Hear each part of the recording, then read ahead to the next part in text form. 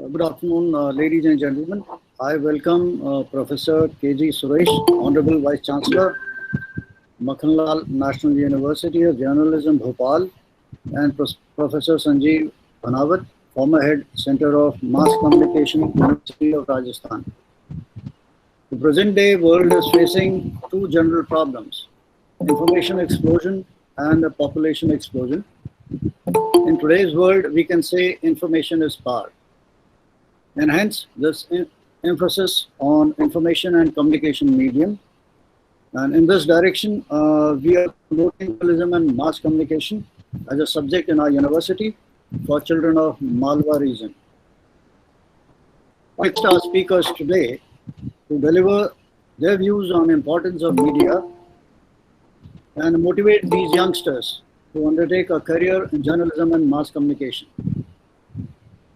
I'm thankful to Professor Suresh and Professor Bhanawat for sparing their time and accepting our invitation. I appreciate the efforts and hard work by Department of Journalism and Mass Communication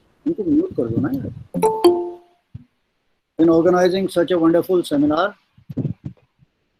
Now I hand over the seminar to our guests, and I thank you all for joining in. Thank you very much. Thank you so much sir.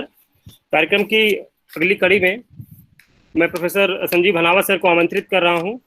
Professor भनावत sir का परिचय देने के लिए शब्द कम पड़ जाएंगे, क्योंकि लगभग 35 से 40 वर्षों का जो अकादमिक उनका अनुभव रहा है सिर्फ और सिर्फ मीडिया शिक्षा में, वो हम सभी ने जाना है, समझा है। जब हम पत्रकारिता की पढ़ाई कर रहे थे तब के दिनों से अब तक हम उन्हें लगातार पढ़ रहे हैं, उनकी किताबें पढ़ रहे हैं, उनके आर्टिकल्स पढ़ रहे हैं।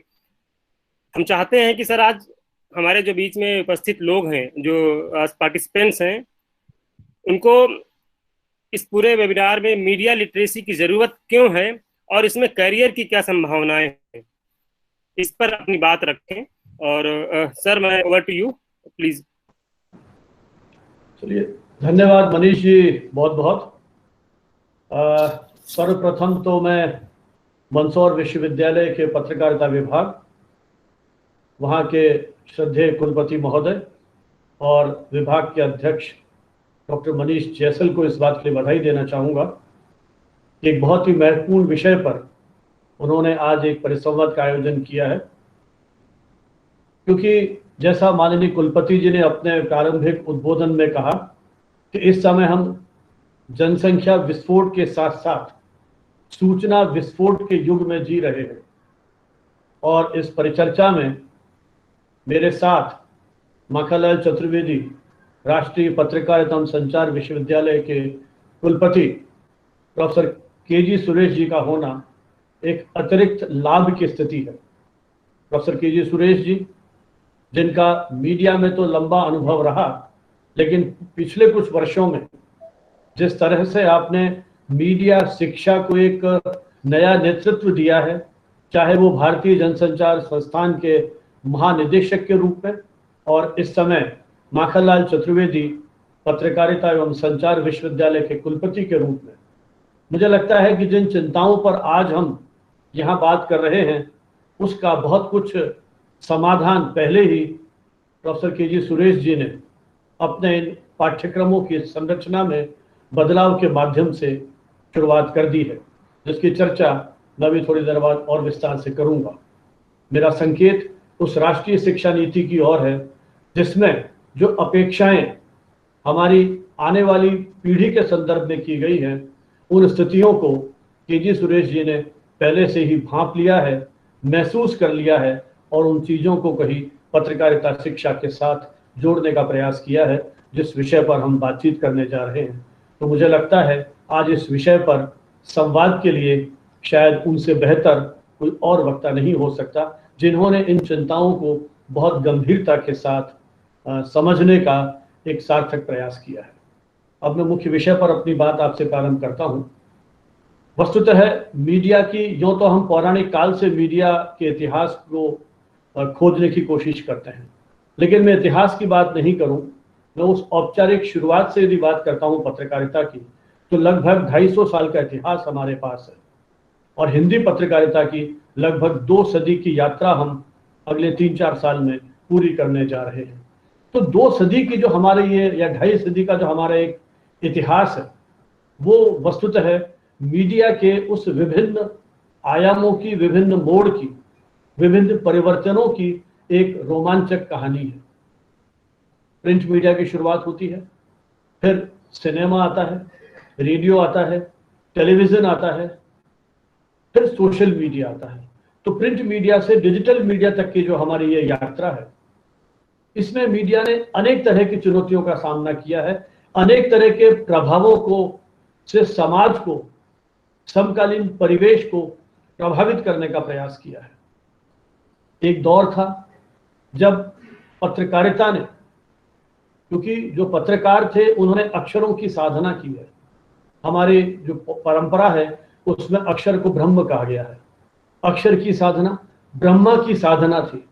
तो मुझे लगता है कि उन रचनाधर्मी संचारकों ने, पत्रकारों ने, साहित्यकारों ने, लेखकों ने, विचारकों ने अपने उन शब्द साधना के माध्यम से पूरे समाज को एक नेतृत्व दिया, एक विचार क्रांति का सूत्रपात किया। तो ये मैं बहुत बड़ी भूमिका मानता हूं उस समय के पत्र पत्रिकाओं की। फिर दृश्य श्रव्य माध्यमों का जिस तरह से विकास हुआ, सिनेमा जिस समय पहली बार वॉटसन होटल में बंबई में हमारे देश में वो जो चलती फिरती छवियां पर्दे पर दिखाई थी, मुझे लगता है उस समय का रोमांच किस तरह से उन व्यक्तियों ने, उस समय के जो दर्शक थे उन्होंने महसूस किया था। उस जो जहां फिल्म दिखाई गई थी उसकी टिकट खिड़कियों पर भीड़ पड़ गई थी, खिड़कियां टूटने की नौबत आ गई थी। वो जो रोमांच है उसको भी आज हम इस तकनीकी के दौर में किसी न किसी रूप में महसूस कर सकते हैं। फिर रेडियो आता है, टेलीविजन आया, और रेडियो टेलीविजन के साथ एक नई तरह की सांस्कृतिक यात्रा शुरू होती है। देश आजाद हुआ, तब तक हमारे सामने एक लक्ष्य निश्चित था, उद्देश्य था देश को आजाद कराने का। आजादी के बाद जिस तरह से पॉलिटिकल पार्टीज का उदय होता है, राष्ट्रीय विकास की नानाविध विचारधाराएं अपने अपने ढंग से राष्ट्रीय विकास की चर्चा करने लगी, उस समय संचार माध्यमों की भी कहीं अपनी एक भूमिका को हम रेखांकित करने लगे। मीडिया को चौथी सत्ता कहा गया है, संविधान ने भले ही नहीं कहा हो, लेकिन ये मीडिया की प्रतिष्ठा और प्रभाव का कारण था कि आम जन ने उसे चौथी सत्ता के रूप में स्वीकार किया, जिस पर ये जिम्मेदारी थी कि जो हमारी 3 और सत्ताएं हैं, चाहे वो विधायिका है, चाहे वो कार्यपालिका है, चाहे न्यायपालिका है, इनकी निगरानी करें। और जब हम पढ़ते थे उस समय समाचार पत्र के साथ एक व्यक्तिगत एक इस तरह का भाव विकसित होता था, यदि वो पत्र सुबह सुबह हाथ नहीं लगे तो लगता था दिनचर्या का एक कोई अंग जो है, दिनचर्या का हिस्सा जो है वो कहीं मिस होता चला जा रहा है। अखबार पढ़ना, समाचारों को सुनना, इस तरह की चर्चाएं अक्सर की जाती थी और हमारे लिए सूचनाओं के एक तरह से विश्वसनीय स्रोत, कई बार तो मैं ये भी कहता हूं कि जिस समय सूचनाओं के स्रोत बंद हो जाते हैं उस समय आकाशवाणी होती है, कंस तुझे मारने वाले ने जन्म ले लिया है। आकाशवाणी के माध्यम से वो सूचना मिलती है, ये प्रतिष्ठा थी उस समय। ये खबर रेडियो पर आ गई, गलत हो ही नहीं सकती। ये खबर अखबार में छप गई है, अखबार में यदि आ गया कि आज विश्वविद्यालय में अवकाश रहेगा, हमें क्रॉस चेक करने की आवश्यकता नहीं होती थी। आज यदि छपता है तो हम विश्वविद्यालय में अधिकृत सूचना प्राप्त करने के लिए फोन करते हैं कि भाई वो क्या कारण थे, या किसी कारण से कोई दुखांतिका हो गई या कोई और कारण हो गया, कोई स्ट्राइक हो गई या किसी भी कारण से वो विश्वसनीयता पर धीरे धीरे आघात पहुंचने लगा। तो एक तरह से मीडिया के प्रति श्रद्धा का भाव पैदा होता चला गया। इसका शायद परिणाम या दुष्परिणाम ये रहा कि मीडिया पर उस तरह की आलोचना प्रत्यालोचना, उसकी एक परंपरा उस समय विकसित नहीं हो पाई। लेकिन धीरे धीरे जिस तरह से वैचारिक प्रतिबद्धताओं कि में बदलाव आता रहा, मीडिया की अपनी एक विचारधारा परिलक्षित होने लगी, उसमें काम करने वाले जिस तरह से खबरों के साथ, विचारों के साथ ट्विस्ट करने लगे, तो कहीं वो तंत्र जिस पर जिम्मेदारी थी कि वो तीनों जो हमारी व्यवस्था है उन पर निगरानी रखे, वो भी कहीं ना कहीं आलोचना का शिकार बनने लगा।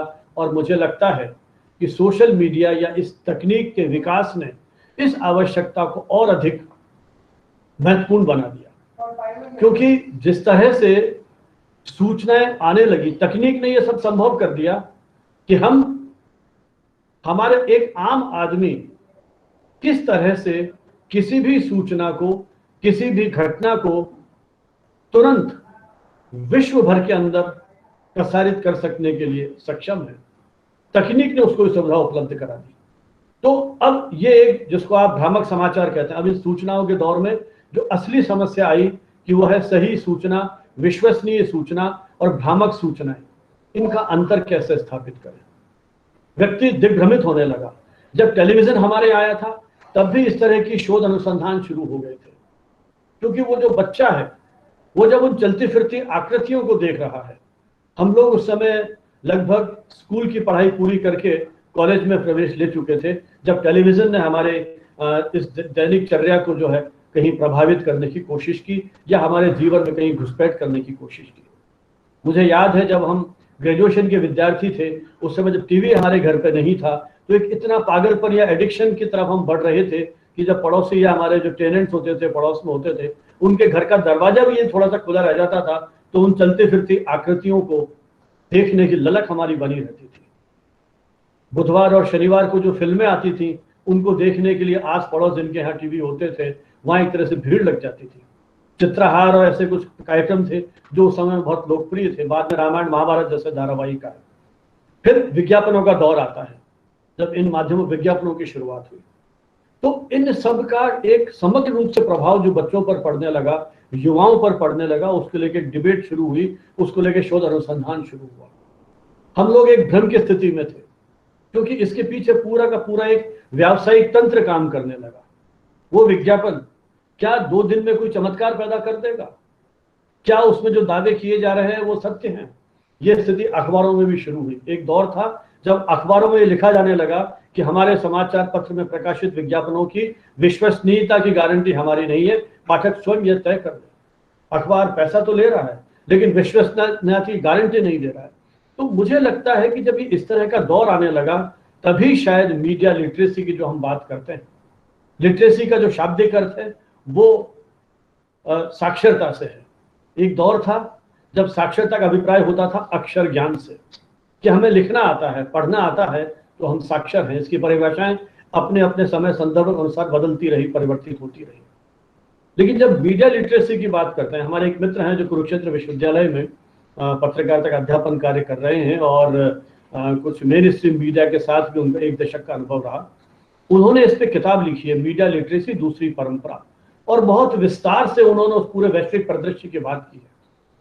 तो डॉक्टर प्रदीप ने उसमें जिस बात को मुख्य रेखांकित किया है कि लिटरेसी को साक्षरता नहीं माना उन्होंने कहा कि लिटरेसी को हम साक्षरता की बजाय संचेतना के रूप में स्वीकार करें, अर्थात एक चेतना का बोध हमें उसके साथ हो।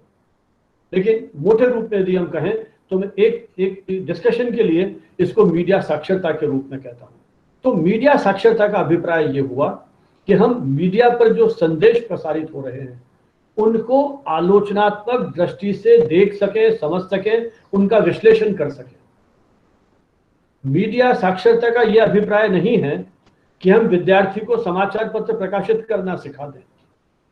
मीडिया साक्षरता का यह अभिप्राय नहीं है कि हम रेडियो या टेलीविजन के कार्यक्रमों को प्रसारित करने की तकनीक या तरीका उनको समझा दें। नहीं, मीडिया साक्षरता का कहीं एक बहुत व्यापक अवधारणा को हमें समझना पड़ेगा कि वो जो बच्चा है, मतलब जो नई शिक्षा पद्धति में बात की गई है कि हम हमारी शिक्षा को, जो आज की हमारी सबसे बड़ी चिंता है कि हमने शिक्षा को पाठ्यक्रम की शिक्षा बना दिया।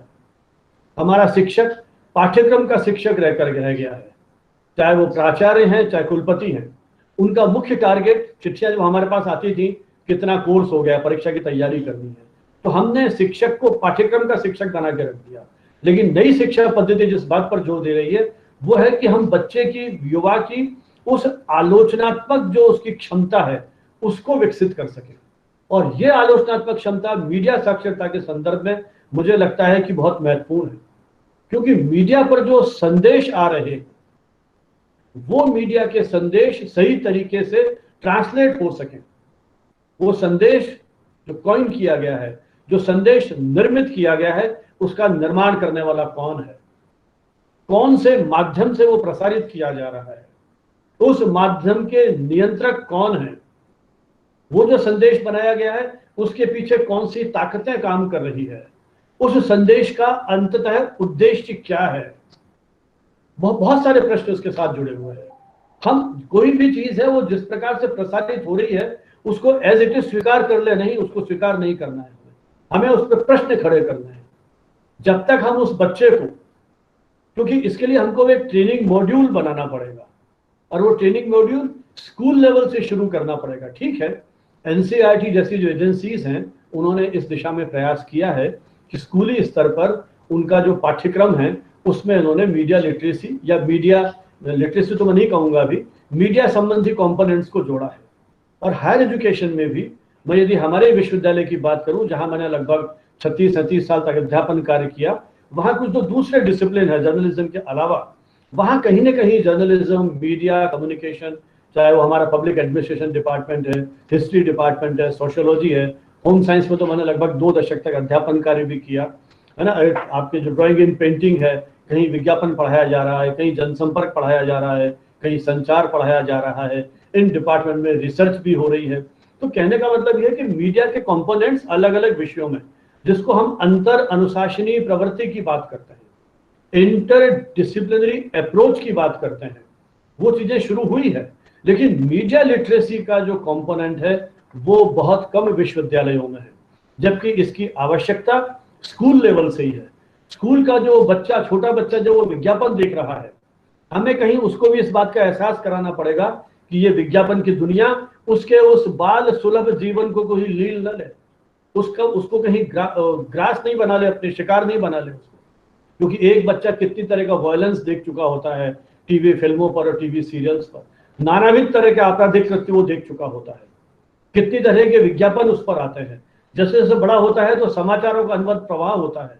मैं तो अक्सर कहता हूं कि हमारे मस्तिष्क सूचनाओं के संग्रहालय बन गए हैं। तो आज आवश्यकता इस बात की है कि हम इन सब चीजों की तह में जाने की आदत डालें। हमने कभी बच्चों को, युवाओं को इस बात के लिए प्रेरित नहीं किया कि वो प्रश्न पूछें। जब वो प्रश्न पूछेंगे, आलोचनात्मक तरीके से सोचने को विवश होंगे, पूरे घटनाक्रम का विश्लेषण करेंगे, तब मुझे लगता है कि सही अर्थों में मीडिया लिटरेसी की जो अवधारणा है उसके साथ हम न्याय कर पाएंगे। आज इंटरनेट ने हमारे सामने एक बहुत बड़ा ज्ञान का संसार हमारे सामने रख दिया है। शायद मेरी पीढ़ी और जो हमारे इस ग्रुप में देश भर के लोग जुड़े हुए हैं, जो वरिष्ठ लोग हैं, वो अभी भी उस छपे हुए शब्द की खुशबू को महसूस करते हैं, उस छपी हुई स्याही की खुशबू को महसूस करते हैं। लेकिन नई पीढ़ी जो आ रही है वो उस डिजिटल वर्ल्ड की दुनिया में खोई हुई है। मैं डॉक्टर प्रदीप की पुस्तक पढ़ रहा था, उन्होंने उसमें उदाहरण दिया था, मैं शायद मार्शल मैक्लुहान को कोट करते हुए, कि एक मछली जिस तरह से पानी में रहती है, पानी का कोई प्रभाव उस पर नहीं पड़ रहा है। हम भी शायद समाचार या सूचनाओं के उस महासागर में गोते लगा रहे हैं। पता नहीं कितने गंभीर हैं इन सारी सूचनाओं के प्रति, क्योंकि सभी तरफ लगातार सूचनाओं का आक्रमण हो रहा है। भविष्य की दुनिया कैसी होगी? हम 5G 6G के दौर में पहुंच रहे हैं। हो सकता है कि अखबारों के प्रिंट एडिशन खत्म हो जाए, दुनिया के बड़े बड़े अखबार जो हैं उनके संस्करण बंद हो गए। मुझे आज पता पड़ा कि जयपुर में हिंदुस्तान टाइम्स का प्रकाशन भी स्थगित क्या, वो बंद ही हो गया है। तो जिस तरह से अखबारों के संस्करण बंद हो रहे हैं, बड़े बड़े मीडिया हाउस ने अपने पत्र पत्रिकाएं जो किसी जमाने बहुत चर्चित होती थी, जिनको पढ़ने के लिए हम लालायित होते थे, बंद कर दी है। अब इस डिजिटल दौर के अंदर एक नई तरह की चुनौती हमारे सामने आ गई है, जहां सूचनाओं का अथाह सागर हमारे पास है। आवश्यकता है हम जब वेबसाइट देखें तो हमारी नई पीढ़ी को, हमारे रिसर्चर को इस बात के लिए हमें आगाह करना होगा कि वो वेबसाइट पे पहले देखे अबाउट अस, हम हैं कौन, किसने वेबसाइट बनाई है, बनाने वालों की योग्यता क्षमता किस तरह की है। हम ओपिनियन आर्टिकल और न्यूज में फर्क करना जाने। ओपिनियन आर्टिकल के साथ व्यक्ति का नाम लिखा हुआ होता है। आप देखते हैं समाचार पत्रों में बाकायदा मेंशन किया होता है कि ये विचार लेखक के व्यक्तिगत विचार हैं। इससे समाचार पत्र संस्थान की सहमति होना आवश्यक नहीं है। टीवी चैनल्स भी कई कार्यक्रमों में इस बात का क्लेम करते हैं कि हमारी संपादकीय नीति की सहमति होना अनिवार्य नहीं है। समाचार एक संस्था को रिप्रेजेंट करता है। यदि रिपोर्टर का भी नाम है तो रिपोर्टर भी चूंकि वहां नौकरी कर रहा है, इसलिए वो उस संस्थान को रिप्रेजेंट करता है। तो समाचार ओपिनियन पोल में हमको फर्क करना देखना पड़ेगा। वेबसाइट्स बनाने वाले कौन हैं, उनकी खुद की क्या क्रेडिबिलिटी है, विकिपीडिया में आप देखते हैं बहुत सारे इस तरह के आर्टिकल्स हैं जिसके वहां लिखा रहता है कि जो इसमें सोर्स दिए गए हैं उनके या तो सोर्स दिए जाते हैं या पाठकों से अपेक्षा की जाती है कि वो उनको वेरीफाई करना है। तो कहने का मतलब यह है कि जब हम सूचनाओं को या सामग्री को या किसी तरह की तथ्यों को ले रहे हैं तो उसकी विश्वसनीयता के प्रति हमको आश्वस्त हो जाना बहुत जरूरी है, क्योंकि सूचना क्रांति ने यह बहुत सुलभ कर दिया है कि एक क्लिक पर हजारों प्रश्न आपके सामने खुल जाते हैं। अब आवश्यकता यह है, क्योंकि हम मीडिया लिटरेसी की बात करते हैं, तो हम हमारे पाठकों को, दर्शकों को, श्रोताओं को ये बात समझा सकें कि कौन सी सूचना सही है, कौन सी सूचना गलत है। क्योंकि यदि हमने सूचनाओं को सही परिप्रेक्ष्य में नहीं समझा तो ये सिर्फ नहीं हमारे समाज के लिए घातक हो सकता है, बल्कि हमारे स्वयं के लिए भी घातक हो सकता है। क्योंकि कई बार समाचार या घटना की पूर्वाग्रह से आप पर आधारित रिपोर्टिंग होती है, एक तरफा रिपोर्टिंग होती है, उसका प्रभाव बहुत प्रतिकूल होता है। तो जब तक हम उसे समग्र रूप में नहीं समझ पाएंगे, क्योंकि मीडिया का कंजम्पशन, हम मीडिया के उपभोक्ता हो गए हैं। उस बच्चे से लेकर जब बच्चा साल 1.5-2 साल का होता है, थोड़ा वो समझने लगता है, जो हमारे इस ग्रुप में जो नव दंपत्ति हो या उनका अनुभव हो तो ये महसूस करेंगे कि किस तरह से बच्चा उस मोबाइल के लिए लालायित होता है। हमारी पूरी दुनिया मोबाइल में सिमट गई है। वो मोबाइल जो कल तक स्कूल में ले जाना वर्जित था, आज पूरा का पूरा स्कूल उस मोबाइल में केंद्रित हो गया है। उस मोबाइल में अखबार भी आ गया है, उस मोबाइल में टीवी चैनल्स भी है, उस मोबाइल में रेडियो भी है, उस मोबाइल में इतने लिंक आपके पास हैं कि आपको दुनिया भर की फिल्में वहां पर उपलब्ध हो जाती हैं। तो उस मोबाइल में क्या क्या सूचनाएं नहीं है, क्या क्या सामग्री नहीं है, और उसी मोबाइल के माध्यम से जिसके पास वो स्मार्टफोन है, स्मार्टफोन सस्ते होते चले जा रहे हैं, इंटरनेट डेटा सस्ते होते चले जा रहे हैं, लोगों की रीच में पहुंच रहे हैं। तो ऐसी स्थिति में हर व्यक्ति कहीं ना कहीं एक जर्नलिस्ट के रूप में अपनी भूमिका का अदा कर सकता है। और सबसे बड़ी चुनौती यह है कि इस पूरे सिस्टम के ऊपर कहीं कोई चेक नहीं है, किसी तरह का कोई नियंत्रण नहीं है, कोई संपादकीय नियंत्रण नहीं है, और इसकी प्रहार क्षमता इतनी है कि वो क्षण भर में, मतलब कई ऐसे सर्वेज हुए हैं जिसमें यह बताया गया है कि दुनिया के देश के जो बड़े बड़े अखबार हैं उनकी जो हेडलाइन जितनी पढ़ी जा रही है या देखी जा रही है, उससे ज्यादा हिट वो जो आपकी भ्रामक खबरें हैं, जो मिस इन्फॉर्मेशन है, डिस इन्फॉर्मेशन है, उसकी रीच ज्यादा हो रही है।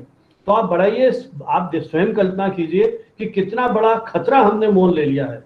यदि हम सही, सटीक और सार्थक सूचनाएं नहीं पहुंचा पा रहे हैं तो इससे असामाजिक तत्वों को या राष्ट्रीय एकता, अखंडता, संप्रभुता को कितना बड़ा नुकसान हो सकता है स्वयं हमारे लिए। क्योंकि हम ये कहते हैं कि सूचना ही शक्ति है, लेकिन यदि वो सूचना गलत है तो वो सूचना हमारे लिए कितनी घातक हो सकती है।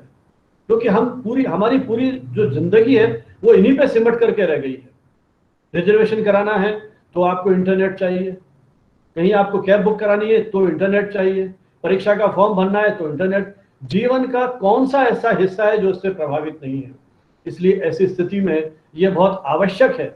हमने जैसे जैसे समस्याएं आती है, मैं अक्सर कहता हूं कि जब भी नई तकनीक आती है वो अपने साथ नए खतरे लेकर के भी आती है, और उन खतरों से निपटने के लिए चेक एंड बैलेंस भी होता है।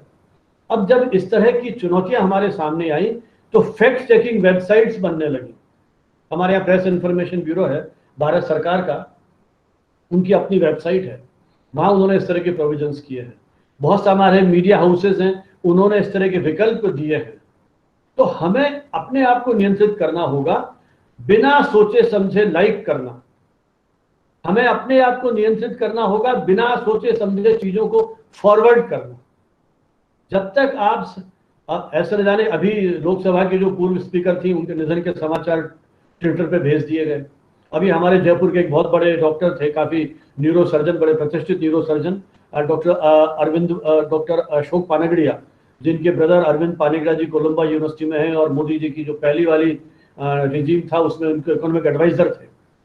और तो अशोक पानगड़िया जी तबीयत बहुत उनकी खराब हो गई थी, उनकी स्थिति बड़ी गंभीर थी, और सोशल मीडिया पर उनके निधन के समाचार प्रसारित हो गए। श्रद्धांजलि दे दी लोगों ने, उसके लगभग 15-20 दिन बाद तक वो जीवन मौत से संघर्ष करते रहे। ऐसे न जाने कितने प्रसंग हैं। तो हम जब इस तरह की खबरें फॉरवर्ड करते हैं बिना सोचे समझे, तो ये मुझे लगता है कि बहुत नुकसानदायक है। तो हमको उनके स्रोत की विश्वसनीयता को जांचना पड़ेगा, क्योंकि इस डिजिटल मीडिया ने हमारे पूरे जीवन संस्कारों को उस फेसबुक लाइक से यदि मेरे लोकप्रियता का, मेरी क्षमता का, मेरी प्रतिभा का मूल्यांकन होता है, तो मुझे लगता है कि इससे बड़ी दुर्घटना और कोई नहीं होगी। नंबर 2, ये डिजिटल मीडिया कितने सीरियस है। मेरे तो कई ऐसे अनुभव हैं कि लोग नहीं पढ़ते हैं क्योंकि आपके ऊपर लगातार सूचनाओं का प्रहार है। कितना पढ़ेंगे आप, कितना देखेंगे, तो हम केवल उसको स्क्रॉल करते रहते हैं और एक केवल उसमें से सरसरी निगाह से उसको हम देख लेते हैं। तो गंभीर अध्ययन की प्रवृत्ति धीरे धीरे खत्म हो गई है। हालांकि मैंने कहीं पढ़ रहा था तो वहां ये भी देखा कि कुछ मीडिया हाउसेज ने अपने यहाँ सोशल मीडिया एडिटर्स अपॉइंट कर दिए हैं, ट्विटर एडिटर्स अपॉइंट कर दिए हैं, जिनका काम दिन भर ये ट्वीट को पढ़ना और ये जो हमारे डिजिटल मीडिया है इस पे जो सामग्री आ रही है इसी को देखना और इसी पर फिर खबरों के रूप में इनको प्रकाशित प्रसारित करने की जिम्मेदारी उनको दे दी गई है। ये ठीक है कि इन सारे माध्यमों ने, इन सारे प्लेटफॉर्म ने एक वैचारिक बहस की शुरुआत तो की है। कुछ भी हम पोस्ट करते हैं तुरंत क्रिया प्रतिक्रिया होती है।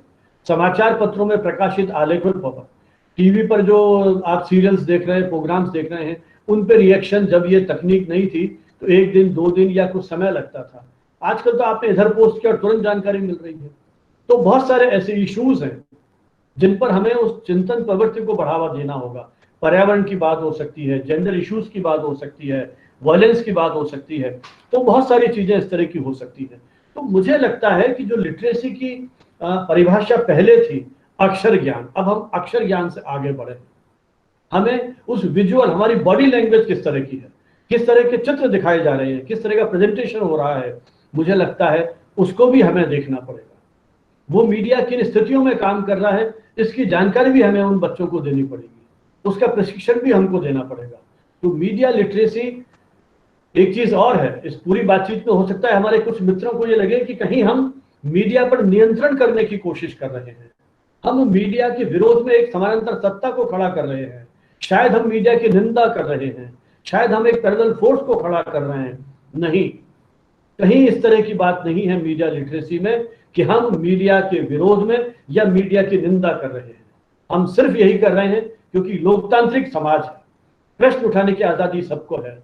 तो मीडिया में जो कुछ प्रकाशित प्रसारित हो रहा है हम उन सारी स्थितियों पर सम्यक दृष्टि से विश्लेषण करने की कोशिश करें और जो सही, सार्थक और सटीक सूचना है उसको कहीं हम उस पीढ़ी को समझा पाए। क्योंकि ये बिल्कुल सही है कि अंततः सही सूचना को तय कर पाना भी बहुत बड़ी चुनौती है। हर चीज को अपने हिसाब से देखने की हमारी अपनी प्रवृत्ति होती है। उसको हम किस तरह से तोड़ मरोड़ते हैं, ये पूर्वाग्रह हो गया। हम किस तरह से दूसरे पक्ष की बात को भी देते हैं, फिर अपने आग्रह पूर्वाग्रह राष्ट्रीय प्रादेशिक संदर्भ में भी होते हैं। क्योंकि हमारा, मान लीजिए मैं राजस्थान का रहने वाला हूं, राजस्थान के हितों की तरह से सोचूंगा। कई बार हम क्लास में उदाहरण दिया करते थे कि एक कुत्ते ने किसी महिला को काटने के लिए दौड़ा, एक व्यक्ति ने उसको मार दिया, उस कुत्ते को। अब ये पता गया किसने मारा, मालूम पड़ा एक विदेशी व्यक्ति था। हेडलाइन छपती है अखबार की, foreign hero saved lady from dog. दूसरे दिन मालूम पड़ा नहीं, वो तो अमेरिका का व्यक्ति था। हेडलाइन चेंज हो गई, US citizen saved lady from dog. तीसरे दिन मालूम पड़ा नहीं साहब, उसका तो पासपोर्ट मिल गया, ये हो गया, सारी जानकारी मिल गई, वो पाकिस्तानी था। हेडलाइन चेंज हो गई, टेररिस्ट अटैक लोकल डॉग। तो हमने परिस्थिति के अनुरूप अपनी हेडलाइन को चेंज कर दिया। तो कहीं ना कहीं चूंकि व्यक्ति, उसके भी अपने आग्रह हैं, उसके भी अपने विचार हैं, उसकी भी अपनी भावनाएं हैं, उनसे वो प्रभावित होता है। उसी तरह की हेडलाइंस होती हैं, तो वो बिल्कुल उससे मुक्त हो पाना तो लगभग असंभव है। मेरा निवेदन इतना सा है कि इस मीडिया लिटरेसी के माध्यम से हम उन्हीं छिपे हुए अंतर्निहित तत्वों को, तथ्यों को खोज सकें, है ना, तथ्यों की पवित्रता की रक्षा कर सकें।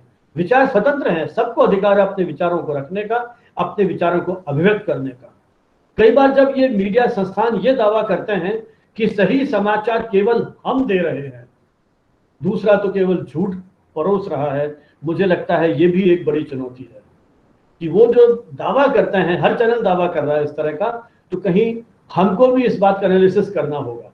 और ये तभी होगा जब हम इस तरह की सूचनाओं पर, इस तरह के तथ्यों पर हमें ऐसे औजार, ऐसे टूल विकसित करने होंगे। मतलब मीडिया साक्षरता वस्तुतः हमारे पाठकों को, दर्शकों को, श्रोताओं को इस तरह की स्किल्स से उसको जोड़ना होगा ताकि वो सही और गलत को समझ सके। अपने सामाजिक हितों के अनुरूप उनको इंटरप्रेट कर सके, सही सूचनाओं तक हमारी एक्सेस हो। संयोग से इस चिंता को आज अंतर्राष्ट्रीय स्तर पर कहीं ना कहीं महसूस किया गया है। 80 के दशक के आसपास से दुनिया में मीडिया लिटरेसी की कहीं बात शुरू हो गई थी। पहले उसको नाम मीडिया शिक्षा कहा गया। यूनेस्को ने सन 80 के अंदर इस तरह के एक्सपेरिमेंट किए, इस तरह की रिसर्च की। लगभग 50 से अधिक देशों के 72 एक्सपर्ट्स को उन्होंने प्रश्नावली भेजी और उसके माध्यम से उन्होंने ये कोशिश की कि मीडिया के माध्यम से, 80 में तो सोशल मीडिया का वो प्रभाव नहीं था, इंटरनेट अपने बहुत ही एक शैशव अवस्था में था, तो इन सारी चीज़ों पे कहीं चर्चा जो है शुरू हो गई थी। शायद हमारे संचारविदों ने इस चुनौती को बहुत पहले ही महसूस कर लिया था कि आने वाले समय में मीडिया की ये जो चुनौतियां हैं वो हमारे सामने आएंगी। फिर दूसरी चुनौती आती है कि इस डिजिटल मीडिया से, देखिए ये जो मॉड्यूल की जब मैं बात करता हूं कि स्कूल कॉलेज में हो, तो मॉड्यूल ऐसा नहीं है ट्रेनिंग मॉड्यूल कि एक दिन में बन जाएगा, हमेशा काम होगा। मीडिया नित्य नई करवटें बदल रहा है। जैसा मैंने आपसे कहा, अभी आप 4G में हैं, कल आप 5G के दौर में पहुंचेंगे। ये जो 5G की तकनीक है ये हमें जाने कौन से दुनिया में ले जाएगी। सेकंड्स में सूचना इधर से उधर ट्रांसफर हो जाएंगी। आज आर्टिफिशियल इंटेलिजेंस, कृत्रिम मेधा का दौर आ गया है। गार्जियन जैसे अखबारों के अंदर आज रोबोट संपादकीय लिखने लगे हैं। कल परसों मैंने खबर पढ़ी कि वो जो हेलमेट आप लगाएंगे स्कूटर ड्राइव करते समय, वो हेलमेट आपके दिमाग को पढ़ रहा है। मित्रों, हम ये कल्पना नहीं कर सकते कि आने वाला समय जो इस तकनीक का है वो किस तरह के होगा। हम न जाने कौन से दुनिया में जाने वाले हैं। तो ऐसी स्थिति में हमको ये देखना पड़ेगा कि वो ट्रेनिंग मॉड्यूल जो हम बना रहे हैं मीडिया लिटरेसी की बात करने के लिए या मीडिया लिटरेट बनाने के लिए हमारी पीढ़ी को, उस ट्रेनिंग मॉड्यूल में भी समय के अनुरूप परिवर्तन होता रहना चाहिए। क्योंकि हमारे कितने टीचर्स, मैं कई बार जो वेबिनार्स करता हूं, हमारे जो वरिष्ठ साथी आते हैं वो कहते हैं यार हमें तो ये नहीं पता कि ये टेक्नोलॉजी किस तरह की है, कैसे हमको सेटिंग करनी। जब भी प्रॉब्लम आती है हम हमारे बच्चों को, या बल्कि मैं कहूँ ग्रैंड चिल्ड्रन है, उनको बुलाते हैं कि हमें इस सिस्टम से जोड़ दीजिए। तो वो नई पीढ़ी जो है वो तो इसी में पल बढ़ रही है, तो वो किस तरह से, उनके लिए मुझे लगता है कि बहुत चुनौती है।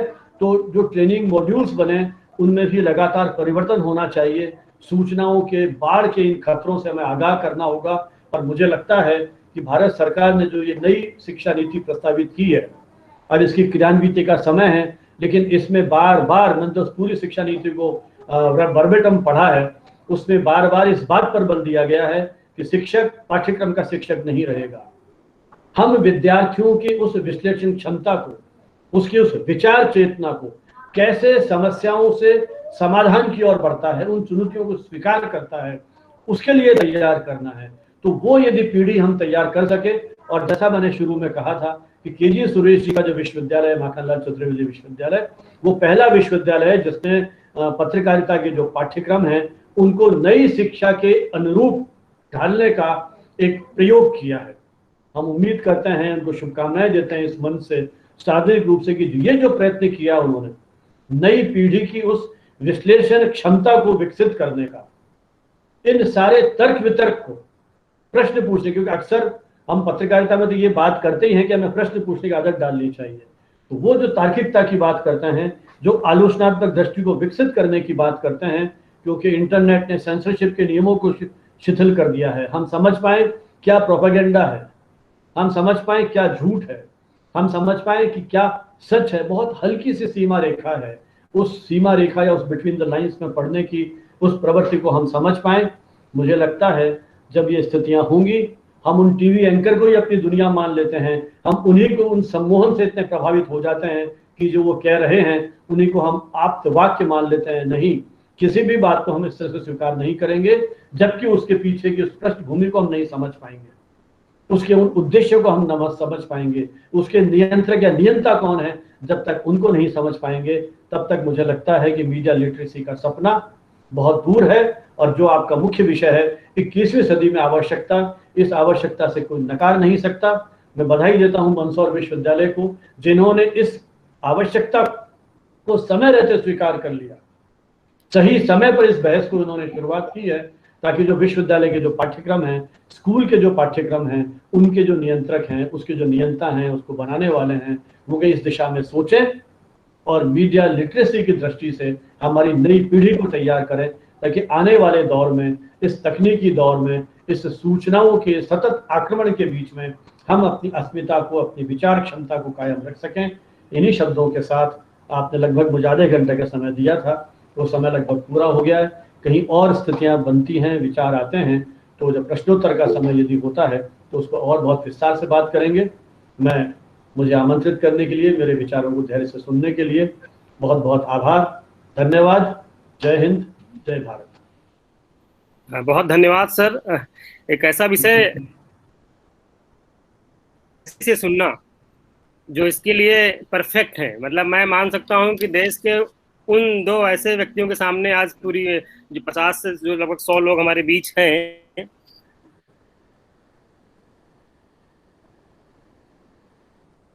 वो इस बात का प्रमाण है कि आपकी कही बात कभी गलत नहीं हो सकती।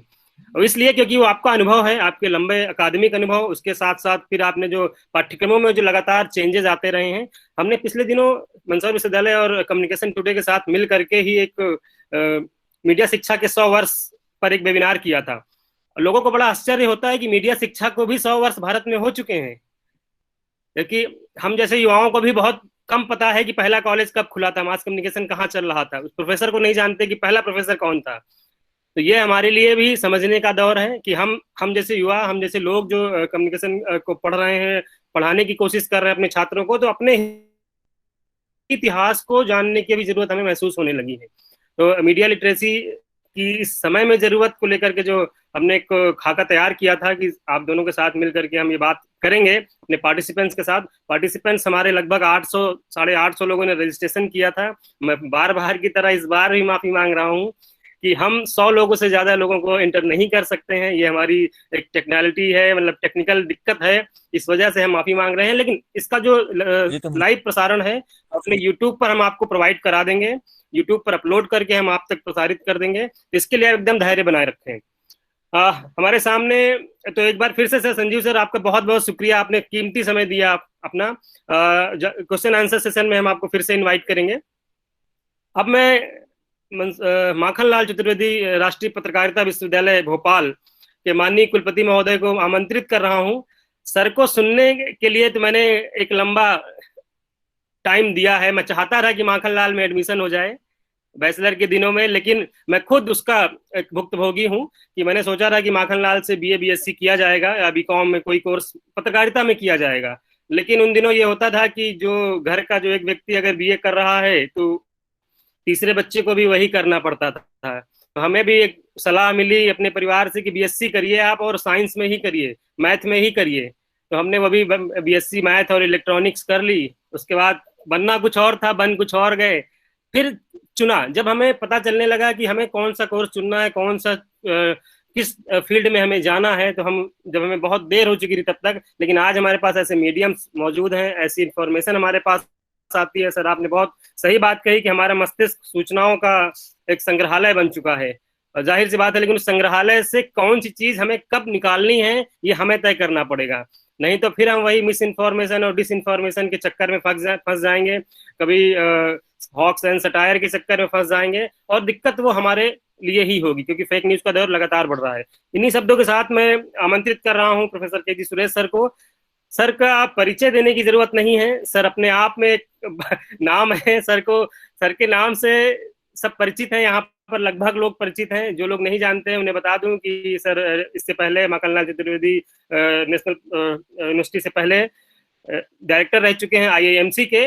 तो देश के 2 बड़े मीडिया संस्थानों में सर ने सेवाएं दी हैं। अब वो एमपी और पूरे मालवा का जो रीजन है, जो आसपास का, जो पूरा इंदौर, उज्जैन, रीवा का जो एरिया है, यहाँ पर मीडिया शिक्षा को लेकर के प्रचार प्रसार में लगे हुए हैं इन दिनों। और उन्हीं को देख करके मंदसौर विश्वविद्यालय ने यह सोचा है कि हम मालवा का जो एक हिस्सा है उसे हम अपने पत्रकारिता विभाग के जरिए उसे आगे बढ़ाने का प्रयास करते रहेंगे। सर आप आमंत्रित हैं अपने व्याख्यान के लिए।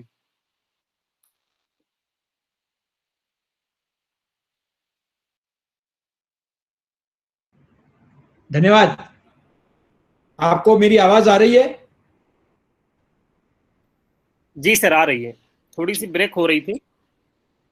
अब आ रही है आवाज? जी सर, जी परफेक्ट। धन्यवाद इस कार्यक्रम में उपस्थित मंदसौर विश्वविद्यालय मध्य प्रदेश के सम्माननीय कुलपति जी, इस कार्यक्रम में उपस्थित देश के प्रतिष्ठित, सम्मानित, सर्वमान्य मीडिया शिक्षक, जिनको सुनने के लिए देश भर में लोग लालायित हैं, ऐसे हमारे प्रोफेसर संजीव भानावत जी, हमारे मित्र, हमारे कई कार्यक्रमों में ही नहीं, कई प्रकल्पों में आप हमारे साथ बहुत एक सक्रिय सहयोगी के नाते भी हम लोगों ने कई चीजें शुरुआत की है, कई चीजों में काम किया है साथ में। इस कार्यक्रम में के पूरा जो संचालन कर रहे ऐसे युवा मीडिया शिक्षक, जिनको देखकर हम जो मीडिया शिक्षा के बुजुर्ग लोग हैं, हमको थोड़ी तसल्ली होती है कि मीडिया शिक्षा सुरक्षित हाथों में है आगे भी, ऐसे डॉक्टर मनीष जैसल जी।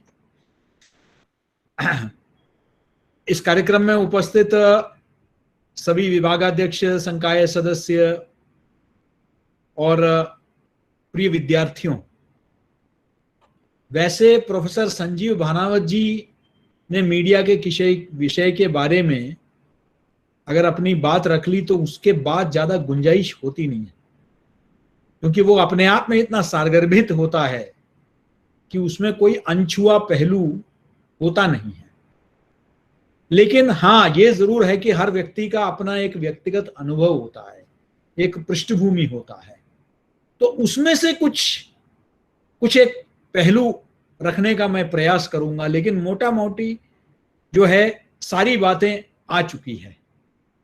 मैं कुछ उदाहरण के साथ कुछ बातें आपके सामने रखने का प्रयास करूंगा। आपको मैं बधाई देता हूं कि आपने एक बहुत महत्वपूर्ण विषय पर, आपके जो नया स्थापित हुआ विभाग है जैसल जी, और आप उसमें बहुत आप प्रयास कर रहे हैं। आपके कुछ बीओएस में भी भाग लेने का मुझे अवसर मिला और आप लगातार प्रयास कर रहे हैं, वो प्रशंसनीय है। और मुझे पूरा विश्वास है कि कई बार कुछ जगह बहुत लंबा अनुभव नहीं होता होगा, लेकिन वो जो जज्बा है, वो जो जुनून है, वो कभी कभी उस कोई कमी है तो उसको भी पूरा कर देती है। और आप देश के अनुभवी लोगों को, भानावत जी जैसे लोगों को आप अपने विद्यार्थियों के बीच में लाकर, आप किसी प्रकार की किसी कोई कमी है तो उसको भी आप दूर कर रहे हैं। बधाई आपको। बहुत महत्वपूर्ण विषय है। मुझे एक किस्सा याद आया। कुछ दिन पहले, कोरोना से पहले की बात है, हम अपने वाहन में जा रहे थे तो अचानक वाहन चालक ने बात करते, कभी कभी बात छेड़ देता है, तो बात उन्होंने शुरू किया और कहा कि सर, आपने इंद्र का घोड़ा देखा है क्या? अब हमने कहा कि भाई कौन है ये इंद्र जिनकी आप बात कर रहे हैं? तो कहते इंद्रदेव। मैंने कहा अच्छा, तब तो नहीं देखा। इंद्रदेव का घोड़ा अब मैं कहां से देखूंगा? किताबों में वगैरह पढ़ी जरूर है कि इंद्र भगवान के बारे में, और मुझे जहां तक जानकारी है वो ऐरावत में जाते हैं। ये घोड़े का जानकारी मुझे है नहीं। तो उन्होंने कह दिया नहीं साहब, बादलों के बीच में से घोड़ा दौड़ाते चलते हैं, उसका फोटो आई है। हमने कहा कि फिर तो गाड़ी रोको, मुझे ये देखना है। तो उन्होंने गाड़ी साइड में किया और मुझे एक वीडियो दिखाया, और उसमें सचमुच बादलों के बीच में से ऐसा प्रतीत होता था कि एक घोड़ा दौड़ रहा है, और उस घोड़े में एक व्यक्ति बैठा हुआ है, ऐसा दिखाई दे रहा था। मैंने, अब क्योंकि मीडिया साक्षरता थोड़ा बहुत है, तो मैं समझ गया कि ये एनिमेशन टेक्नोलॉजी को यूज किया था उसमें, और ऐसा प्रतीत होता है कि बादलों के बीच में सच में कोई घोड़ा दौड़ा रहा है। हम लोग बचपन से सीखते आए सीइंग इज बिलीविंग, जो चीज को देखा है वही सत्य है। लेकिन एक और कहावत है, all that glitters is not gold, जो कुछ चमकता है वो सोना नहीं है। इसी प्रकार जरूरी नहीं है कि जो कुछ दिखता है वो सत्य है, और शायद एक पत्रकार के लिए भी ये समझना बहुत आवश्यक है। अब उस वाहन चालक की गलती नहीं है, वो कम पढ़ा लिखा है, उसको जितना समझ में आया उसने देखा, उसको समझ में आया उसने बता दिया, उसको लगने लगा यार ये तो सच है, कहीं किसी ने आसमान में फोटो लिया होगा आसमान का और उसमें घोड़े दौड़ रहे हैं, तो ये वाकई इंद्र का घोड़ा होगा। अब इंद्र के घोड़े को देखने में तो कोई दिक्कत नहीं है, दिक्कत तब होती है जब आप, ये तो जिसे कहते हैं ना हार्मलेस है, इनोसेंट है, मासूम सा वीडियो है, इससे थोड़ी गलतफहमी जरूर हो जाती है, लेकिन इससे समाज में कोई ज्यादा परिवर्तन नहीं होता, कोई बदलाव नहीं होता, प्रभाव नहीं पड़ता है। लेकिन ऐसे वीडियोस, ऐसे चित्र भी समाज में प्रचारित किया गया है जिसे देखने में सच लगता है, लेकिन वो समाज में विद्वेष फैलाती है, नफरत फैलाती है, दंगे करवा देती है, लोगों के बीच में कड़वाहट लाती है, कई बार लोगों को पलायन करना पड़ता है। कुछ ही वर्ष पूर्व बंगलोर में उत्तर पूर्व के कुछ छात्रों को लेकर कुछ वीडियो जो मॉर्फ थे, यानी कि वीडियो या फोटोग्राफ के साथ छेड़छाड़ किया जा सकता है, तो कई वीडियोस आते हैं जिसको लेकर विवाद खड़े हो जाते हैं कि वो सच है नहीं है। अभी भी आप सभी पढ़े होंगे कि एक लोनी गाजियाबाद उत्तर प्रदेश से एक वीडियो आया है जिसके कारण थोड़ा समाज में तनाव आ गया था, और अब पुलिस की ओर से एक बयान आया है, दूसरी तरफ से भी बयान आया है। पुलिस की ओर से कहा गया है कि ये बनवाया गया है, फर्जी है, हकीकत नहीं है। अब जो भी सत्य हो, कहने का मतलब है कि वीडियो एक हथियार बन गया है जिससे कुछ लोग दुरुपयोग कर रहे हैं, मॉर्फ करके, मैनिपुलेट करके, ऑडियो को डॉक्टर करके। कभी कभी मैंने देखा है, जब मैं सोशल मीडिया देखता हूं तो बड़े बड़े वरिष्ठ पत्रकार भी कभी कभी गुमराह हो जाते हैं, और वो भी उसको ट्वीट करते हैं, रीट्वीट करते हैं कई वीडियोस को, और बाद में खेद प्रकट करते हैं कि देखिए मुझे तो यही बताया गया था। लेकिन जब ये वरिष्ठ लोग, पत्रकार, बुद्धिजीवी, उनसे गलतियां हो सकती है, तो जरा आम आदमी का सोचिए जो शायद उतना पढ़ा लिखा भी नहीं है। याद रखें कि इस वक्त इस पूरे देश में,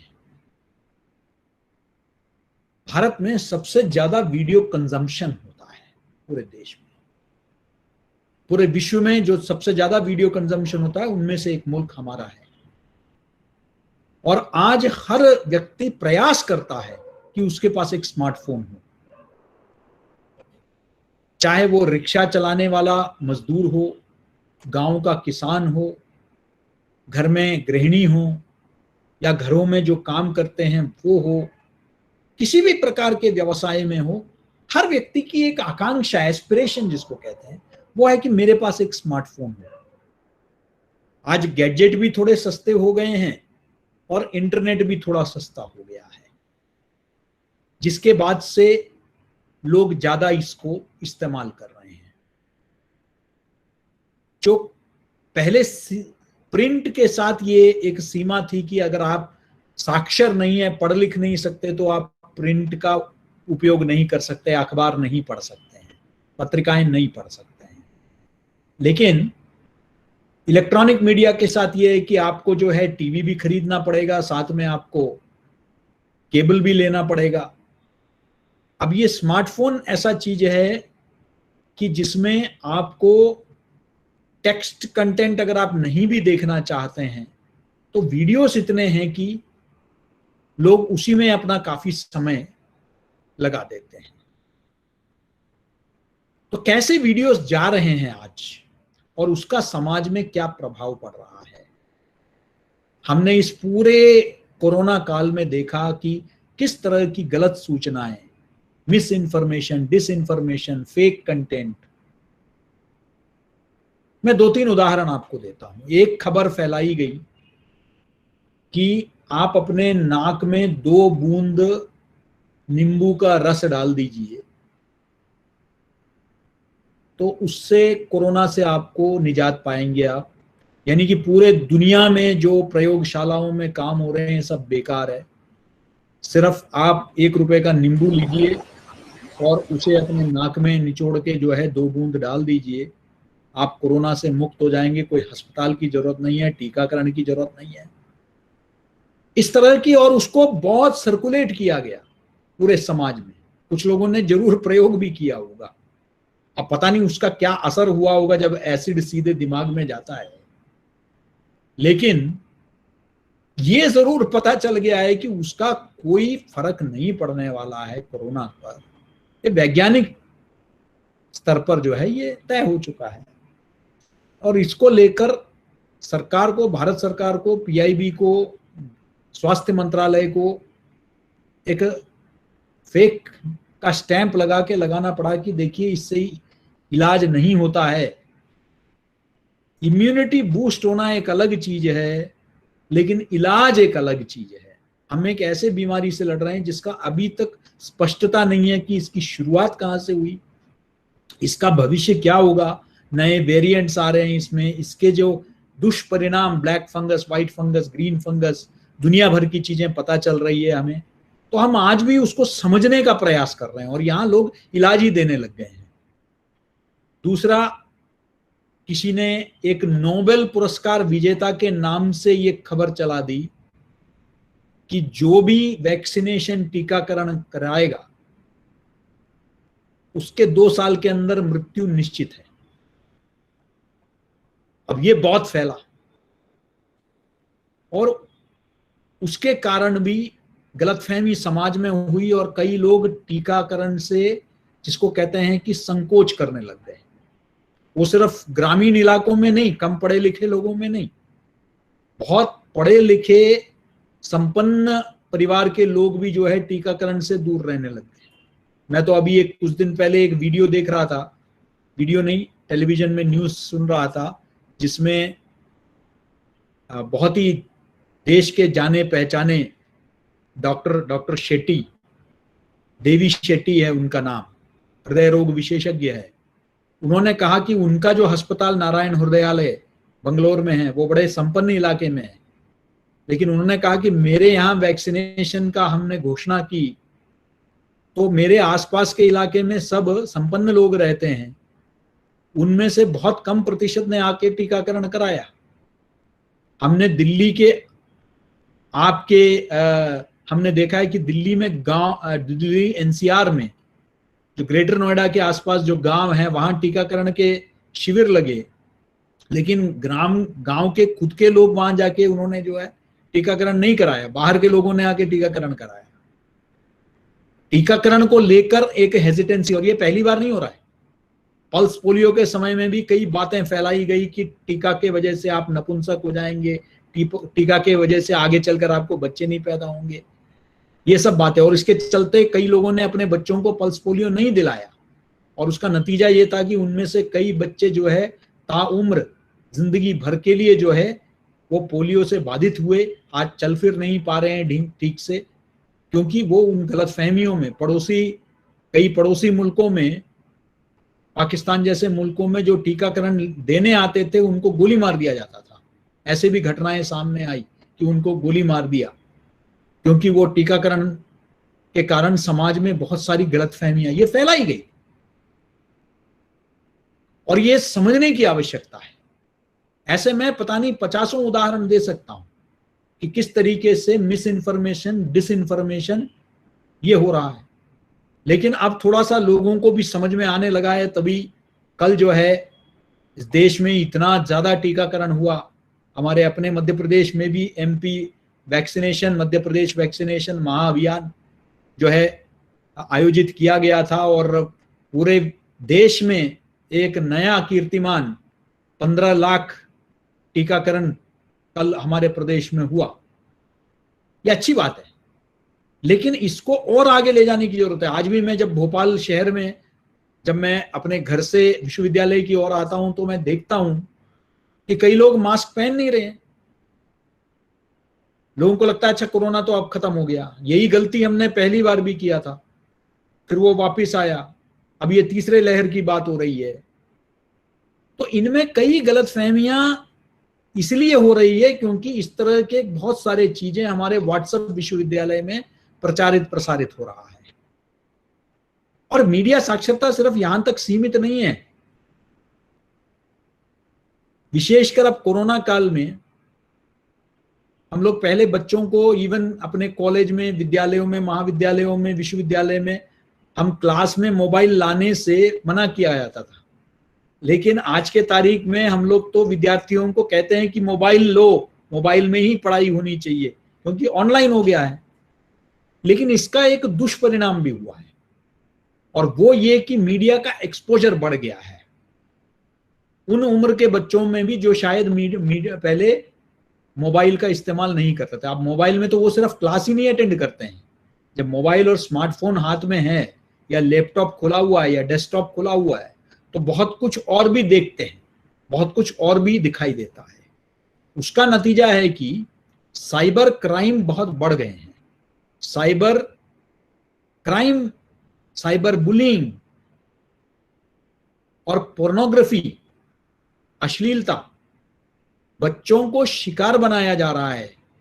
मासूम बच्चों को आके उनसे दोस्ती बनाकर उनसे उनके अश्लील वीडियो बनाए जा रहे हैं। एक जगह तो बहुत ही एक खतरनाक किस्सा हुआ जहां एक बच्ची को कुछ समस्याएं थी अपने व्यक्तिगत, अपने चेहरे को लेकर, अपने शरीर को लेकर। अब क्योंकि परिवारों में खुल के कई विषयों को लेकर हम लोग बात नहीं करते हैं, कई भारतीय परिवारों में हम संस्कार का हवाला करके या बच्चे खुल के बात नहीं कर पाते हैं, माँ बाप से डरते हैं कि ये बात मैं अपने माँ बाप से कैसे करूं, मुझे ये समस्या है, मेरे शरीर में ये समस्या है, मैं बात नहीं करूं, संकोच होता है। अब वो क्या करते हैं, इनका जवाब तो उनको चाहिए, तो ये सोचते हैं कि ये जो मोबाइल फोन है, टेलीविजन, ये जो स्क्रीन है लैपटॉप का, इसमें शायद हमारे दोस्त हैं, शुभचिंतक हैं, और वहां तो भेड़िए बैठे हुए हैं। तो वो उन्होंने बच्ची से कहा कि अरे कोई बात नहीं, तुम बताओ, तुम हमें दिखाओ कहाँ क्या प्रॉब्लम है। और उस बच्ची का पूरा चित्र उतारा गया, रिकॉर्डिंग कर दिया गया, और बाद में उस बच्ची के एक रिश्ते में चचेरे भाई ने किसी जगह ये न्यूड वीडियो जो है, अश्लील वीडियो उसने देखा और उसने तुरंत परिवार को अलर्ट किया। फिर पुलिस तक बात गई, तब जाके पता चला, बाद में बच्चे से पूछताछ की तो पता चला कि उस बच्ची ने तो सिर्फ सलाह मांगा था और कोई आके, तो इस तरह की बातें आज मीडिया के एक्सपोजर की वजह से, मीडिया मतलब मात्र मैं न्यूज मीडिया की बात नहीं कर रहा हूं, मीडिया में बहुत ज्यादा इस वक्त कई ऐसे ही आप देख रहे हैं कि कई आतंकवादी संगठन, कई सांप्रदायिक संगठन लोगों को भड़काने का प्रयास कर रहे हैं, लोगों को जो है समाज में विरोध, देश के खिलाफ बहुत सारे एक भड़काऊ वीडियोस शेयर कर रहे हैं जिससे एक तनाव पैदा हो।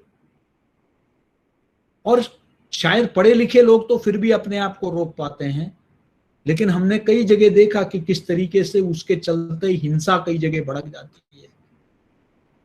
तो ये कहीं ना कहीं अगर आप देखेंगे तो कानून व्यवस्था की तो अपनी समस्याएं हैं, लेकिन मीडिया साक्षरता की कमी है, क्योंकि लोग मानने लगते हैं कि जो वीडियो में दिख रहा है वो सच ही होगा, जबकि वीडियो को डॉक्टर किया जा सकता है, मैनिपुलेट किया जा सकता है, वीडियो को जो है आप फोटोग्राफ्स को मॉर्फ किया जा सकता है।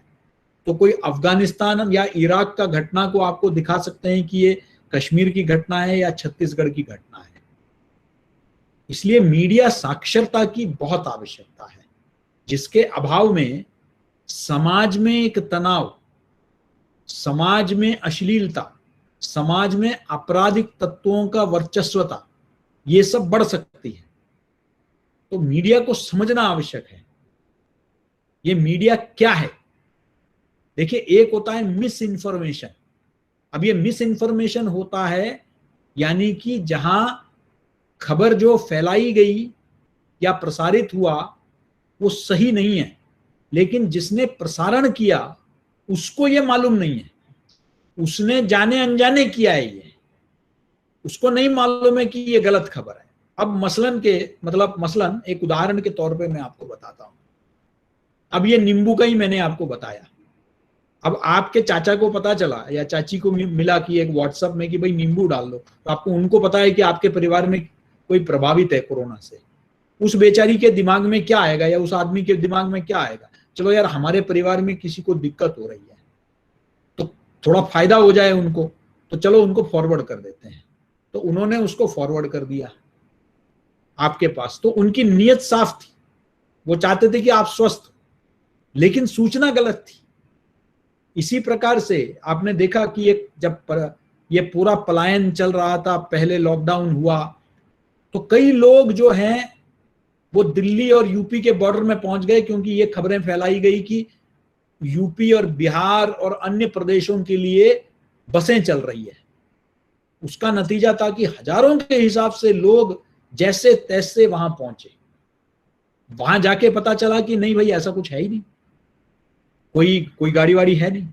मुंबई में जो बहुत बड़ी संख्या में जो प्रवासी मजदूर हैं, उनमें ये खबर फैल गई कि यही व्हाट्सएप और बाकी सोशल मीडिया के माध्यम से कि बांद्रा रेलवे स्टेशन से यूपी, बिहार और अन्य प्रदेशों के लिए गाड़ियां, ट्रेन चल पड़ी है।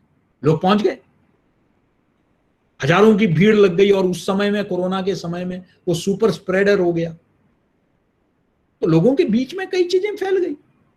अब उसका नतीजा क्या हुआ कि कई लोगों को बीमार भी हो गए, और पूरा प्रशासन जो है वहां सारा कुछ अस्त व्यस्त हो गया हर जगह।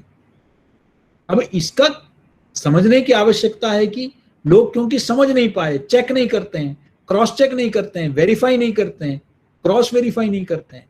अब इसमें हो सकता है कुछ लोगों ने, खुराफाती तत्वों ने, असामाजिक तत्वों ने, समाज विरोधी तत्वों ने ये जानबूझकर ये फैलाए कि थोड़ा अफरा तफरी मचे। कुछ लोगों को मजा आता है ना भाई, कि लोग परेशान हो तो उनको जरा ज्यादा मजा आता है। ऐसे तत्वों की कमी नहीं है दुनिया में। तो ये उनको जरा सा मजा आया, तो जानबूझ के किया गया, शरारतपूर्ण हुआ। लेकिन कुछ लोग बड़े मासूमियत से, मुझे पता चला है, समझ लीजिए कि हमारे एक रिश्तेदार या दोस्त फंसे हुए हैं, वो अपना गांव वापस जाना चाहते हैं, और एक सूचना आई कि भाई इतने बजे एक ट्रेन खुल रही है। तो मैंने उसको जो है उसको भेज दिया, भाई देख ले। अब वो जो है वो तुरंत पहुंच गया। अब मेरा नियत खराब नहीं, मेरी मंशा ठीक थी, लेकिन सूचना गलत थी, क्योंकि मैंने सूचना वेरीफाई नहीं किया, क्रॉस चेक नहीं किया, और मैंने उसे प्रेषित कर दिया। जो एक अक्सर हम देखते हैं व्हाट्सएप में, देखते हैं कि फॉरवर्डेड एज रिसीव्ड, लेकिन हम उससे मुक्त नहीं होते हैं उस पाप से। किसी भी चीज को बगैर सोचे समझे, जैसे बनावत जी बता रहे थे, कोई भी चीज लाइक करने लायक है या नहीं, हम जैसे ही लाइक का बटन दबाते रहते हैं, वो 5000 अपने लोगों के बीच में चला जाता है, शेयर कर लेते हैं, ट्वीट कर देते हैं, रीट्वीट कर देते हैं, तो हजारों लोगों के पास जो सूचना 20 लोगों के बीच में थी, वो हमने 20,000 तक पहुंचा दिया 4 बटन दबाते ही। लेकिन हमें सोच समझ के करने की जरूरत है, ये बहुत आवश्यक है। लेकिन अब हमें दिन भर इसी में बैठे हुए हैं, तो हमने इसको फॉरवर्ड कर दिया, इसको फॉरवर्ड कर दिया। अब प्लेटफॉर्म्स ने अपनी तरफ से कई कोशिश की है। अब जैसे आप कोई सूचना 5 से ज्यादा लोगों को व्हाट्सएप फॉरवर्ड नहीं कर सकते हैं, और कई जो फॉरवर्ड कई बार किए गए हैं उसमें वो सूचना आती है कि ये सूचना कई बार फॉरवर्ड किया गया है। यही नहीं, वो आप एक ही व्यक्ति को भेज सकते हैं एक समय में। फिर तीसरा जो ये उनकी तरफ से, कभी भी आप फेसबुक में भी, अब कोविड-19 है, कोविड को लेकर आप कोई पोस्ट डालेंगे तो वो तुरंत वो आता है, या शेयर करेंगे, ट्वीट करेंगे कि ये कोविड से संबंधित है, आप एक बार पढ़ना चाहेंगे क्या, इसको समझना चाहेंगे या कंटिन्यू करना चाहेंगे, वो पूछता है आपसे। तो प्लेटफॉर्म्स ने अपनी ओर से तो कुछ जिम्मेदारियां ली है, लेकिन उससे काम नहीं चलेगा। ये जरूरी है कि हम लोग रेस्पॉन्सिबल सोशल मीडिया बिहेवियर, एक जिम्मेदार सोशल मीडिया व्यवहार की भी बहुत आवश्यकता है, जहां हम सोच समझ कर ही बात को आगे बढ़ाएं। तो मैं मिस इन्फॉर्मेशन की बात कर रहा था, समय का शायद अभाव है, लेकिन मैं प्रयास करूंगा कम से कम समय में बात करूं। मिस इन्फॉर्मेशन यानी कि आपकी मंशा खराब नहीं थी, आपकी सूचना गलत थी, आपने उसको अनइंटेंशनली आपने आगे भेज दिया। उसके कई कारण हो सकते हैं। एक, आपको खुद मिला है कहीं से और आपने उसको बढ़ा दिया। दूसरा, आप एक पत्रकार हैं समझ लीजिए, आपने उसका होमवर्क नहीं किया, आपका इरादा गलत नहीं था, आपको जो मिल गया आपने उसको, या तो प्रेस विज्ञप्ति मिल गई या कोई सूचना मिल गई, उसको बगैर जांचे परखे, यानी कि जो पत्रकारिता के जो सिद्धांत है उसका आपने पालन नहीं किया। चेक करना, क्रॉस चेक करना, वेरीफाई करना, क्रॉस वेरीफाई करना, ये जो संपादकीय प्रक्रिया है उसका आपने पालन नहीं किया, आपने उसको ज्यादा होमवर्क किए बगैर भेज दिया। तीसरा, शोध। अब हम शोध पर ज्यादा जोर नहीं देते हैं, आप विशेषकर आप में से कई पत्रकारिता के छात्र हैं, तो शोध जरूरी है ना। सिर्फ गूगल सर्च नहीं, गूगल भी सर्च करते हैं तो आपको पता होना चाहिए कि ये गूगल जो है उसमें कौन सा रिलायबल है, विश्वसनीय सोर्स कौन सा है जिस पर आपको जाना चाहिए। गूगल में बहुत सारे गलत चीजें भी आती है, गूगल जो दिखाता है वो सत्य नहीं है। गूगल में भी आपको, क्योंकि गूगल कोई प्राकृतिक नहीं है कि आपने सर्च कर दिया वो सूचना आ रही है। कई सूचनाएं आपके पास इसलिए आ रही है क्योंकि उन कंपनियों ने सर्च इंजन ऑप्टिमाइजेशन एसईओ किया हुआ है, जिसके चलते उसको सबसे आगे दिखाया जाता है, लोगों ने पैसा खर्च किया है उसमें, तो इसलिए आपका सबसे ऊपर दिखाया जाता है जो भी। तो इसलिए शायद वो सत्य जो है वो दिखाते हैं ये पहला पेज है, फिर नीचे दिखाते हैं दूसरा, तीसरा, चौथा। शायद कहीं जिसने कोई पैसा बेचारे ने नहीं डाला लेकिन सच्चा रिसर्च किया हुआ वो 20वें पेज में पड़ा होगा। तो क्या आपके अंदर संयम है, पेशेंस है उस 20वें पेज तक पहुंचने का? ये आप पर निर्भर करता है। नहीं तो आप पहला पेज देखोगे, उसमें 4 लिंक देख लोगे, अच्छा उसमें जो सत्य है उसको चला दिया। मैं ऐसे कई उदाहरण दे सकता हूं। जो गूगल पे रिसर्च किया वो साफ पता चलता है कि उस रिसर्च के आधार पर जो है आपने मान लिया, क्योंकि बहुत कुछ आता है। अब विकिपीडिया है, अब विकिपीडिया के बारे में आपको पता होना चाहिए कि विकिपीडिया के लिए कोई भी व्यक्ति जिम्मेदार नहीं है, कोई कंपनी जिम्मेदार नहीं है। अब जैसे आप ऑक्सफोर्ड या कैम्ब्रिज डिक्शनरी में जाएंगे तो वो पूरा एक एडिटोरियल टीम है जो इस शब्दकोश को तैयार करती है, लेकिन विकिपीडिया यूजर जनरेटेड है, यानी कि आप भी उसके एडिटर बन सकते हैं। आप में से कोई भी एडिटर बन सकता है, डाल सकता है, बस उसमें साइटेशन की जरूरत है, सोर्स की जरूरत है। तो उसमें ऐसा बहुत कुछ भी हो सकता है जो जरूरी नहीं है कि सही हो, क्योंकि वो कोई एडिटोरियल प्रक्रिया या संस्थागत तरीके से विकिपीडिया का सूचना नहीं है, वो कोई संस्था नहीं तैयार करती है। आप और मैं बैठ के, अभी मैंने भानावत जी के बारे में मुझे लिखवाना है तो मैं बैठ के भानावत जी के नाम पर एक पेज शुरू कर सकता हूं, 3-4 लिंक मैंने डाल दिए और मैं शुरू कर सकता हूं, कोई बड़ी बात नहीं है। तो इसलिए इस बात को समझने की आवश्यकता है। तो इसलिए उन सूचनाओं को डबल चेक करने की जरूरत है, डबल चेक करने की जरूरत है। अभी कई बार, अब बहुत पहले किसी ने डाल दिया था कुछ विकी में मेरे परिचय के बारे में, मैंने देखा कि लोग परिचय अब मंगवाते नहीं हैं, लोग सीधे विकी से उठाते हैं और पढ़ने लग जाते हैं, और पुरानी पुरानी बातें जिसका अभी के मेरे किसी जिम्मेदारी से कोई संबंध नहीं है वो उठा के पढ़। मैंने कह दिया कि भैया ये आपने कहां से पढ़ लिया, तो कह दिया विकी में। मैंने कह दिया विकी पता नहीं किस जमाने का है, किसी ने डाला होगा, आप मुझसे लीजिए या मेरे विश्वविद्यालय के पोर्टल में आइए, उसमें से आप मेरा परिचय लीजिए। तो लोग विकी से, बड़े बड़े संस्थाओं में मैंने देखा है, सीधे विकी से उठा लिया, मेरा परिचय पढ़ लिया। तो इसलिए ये तो एक उदाहरण के तौर पे मैंने कहा। तो कहने का ये मतलब नहीं है विकी पूरा गलत है, लेकिन हर चीज को, जैसे हमारे इसमें कहते हैं, पत्रकारिता में कहते हैं कि take it with a pinch of salt. वो थोड़ा सा हमेशा एक स्केप्टिकल एटीट्यूड एक पत्रकार का होना चाहिए। वो आंख मूंद के वो मानने वाली बात जो है पत्रकारिता के पूरे प्रवृत्ति के खिलाफ है। एक बार आपको वो संशय की एक मनस्थिति आपके अंदर होना चाहिए। तो ये जो है, इन सब चीजों का आपके अंदर जो है ये प्रवृत्ति होना चाहिए, और ये प्रवृत्ति को बढ़ाने की आवश्यकता है, न सिर्फ मीडिया के छात्रों में, न सिर्फ मीडिया कर्मियों में। मीडिया साक्षरता ऐसा विषय है क्योंकि हम सब मीडिया के कंज्यूमर्स हैं। एक 5 साल का बच्चा भी कंज्यूमर है, एक 95 साल का बुजुर्ग व्यक्ति भी कंज्यूमर है। आजकल मैं देखता हूं 95, 80, 90 साल के लोग जुड़ते हैं सोशल गूगल के थ्रू, वेबिनार में, कॉन्फ्रेंस में। अच्छा लगता है उनको देखकर, इस उम्र में भी वो आके ज्वाइन करते हैं और अपनी बातें रखते हैं, अच्छा लगता है। कई आजकल एक बहुत सोशल मीडिया में मैं देखता हूं, एक दादी और उनकी बहू आपस में जो है, उनकी जो नोक झोंक है वो काफी चलता है। एक अनुपम खेर जी और अपनी माँ, उनके मदर के साथ जो वार्तालाप, रोज का जो वार्तालाप है, बहुत ही हल्के फुल्के जो है वो। तो अब बुजुर्ग लोग भी जो है आनंद लेने लगे हैं इसका, सोशल मीडिया का। तो ये है। लेकिन उनको क्या साक्षरता के बारे में मीडिया की ये जो साइड इफेक्ट जिसको कहते हैं, इसके बारे में मालूम है या नहीं, या वो प्रभावित हो जाएंगे जो कुछ उसमें दिखता है उसमें।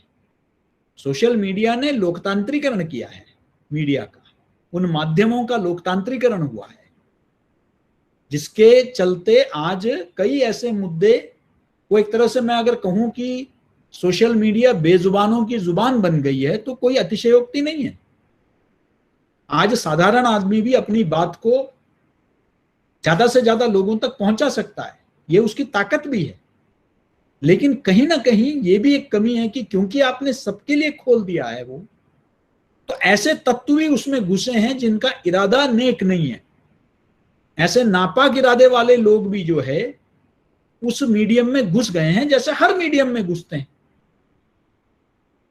पानावत जी तो जानते हैं प्रिंट की, आज हम तारीफ करते हैं क्योंकि प्रिंट आज विश्वसनीय है, बाकी मीडिया के तुलना में प्रिंट की एक विश्वसनीयता है। लेकिन जब सिर्फ प्रिंट था तब पीत पत्रकारिता की बात होती थी, येलो जर्नलिज्म की। बाद में टेलीविजन आया, आज हम कहते हैं टेलीविजन औरों से बेटर है। तो यही टेलीविजन जो है पहले स्ट्रिंग ऑपरेशंस किया करती थी, उसमें ब्लैकमेलिंग होता था। तो ऐसे तत्व आपको हर जगह मिलेंगे और हर युग में मिलेंगे, हर जमाने में मिलेंगे।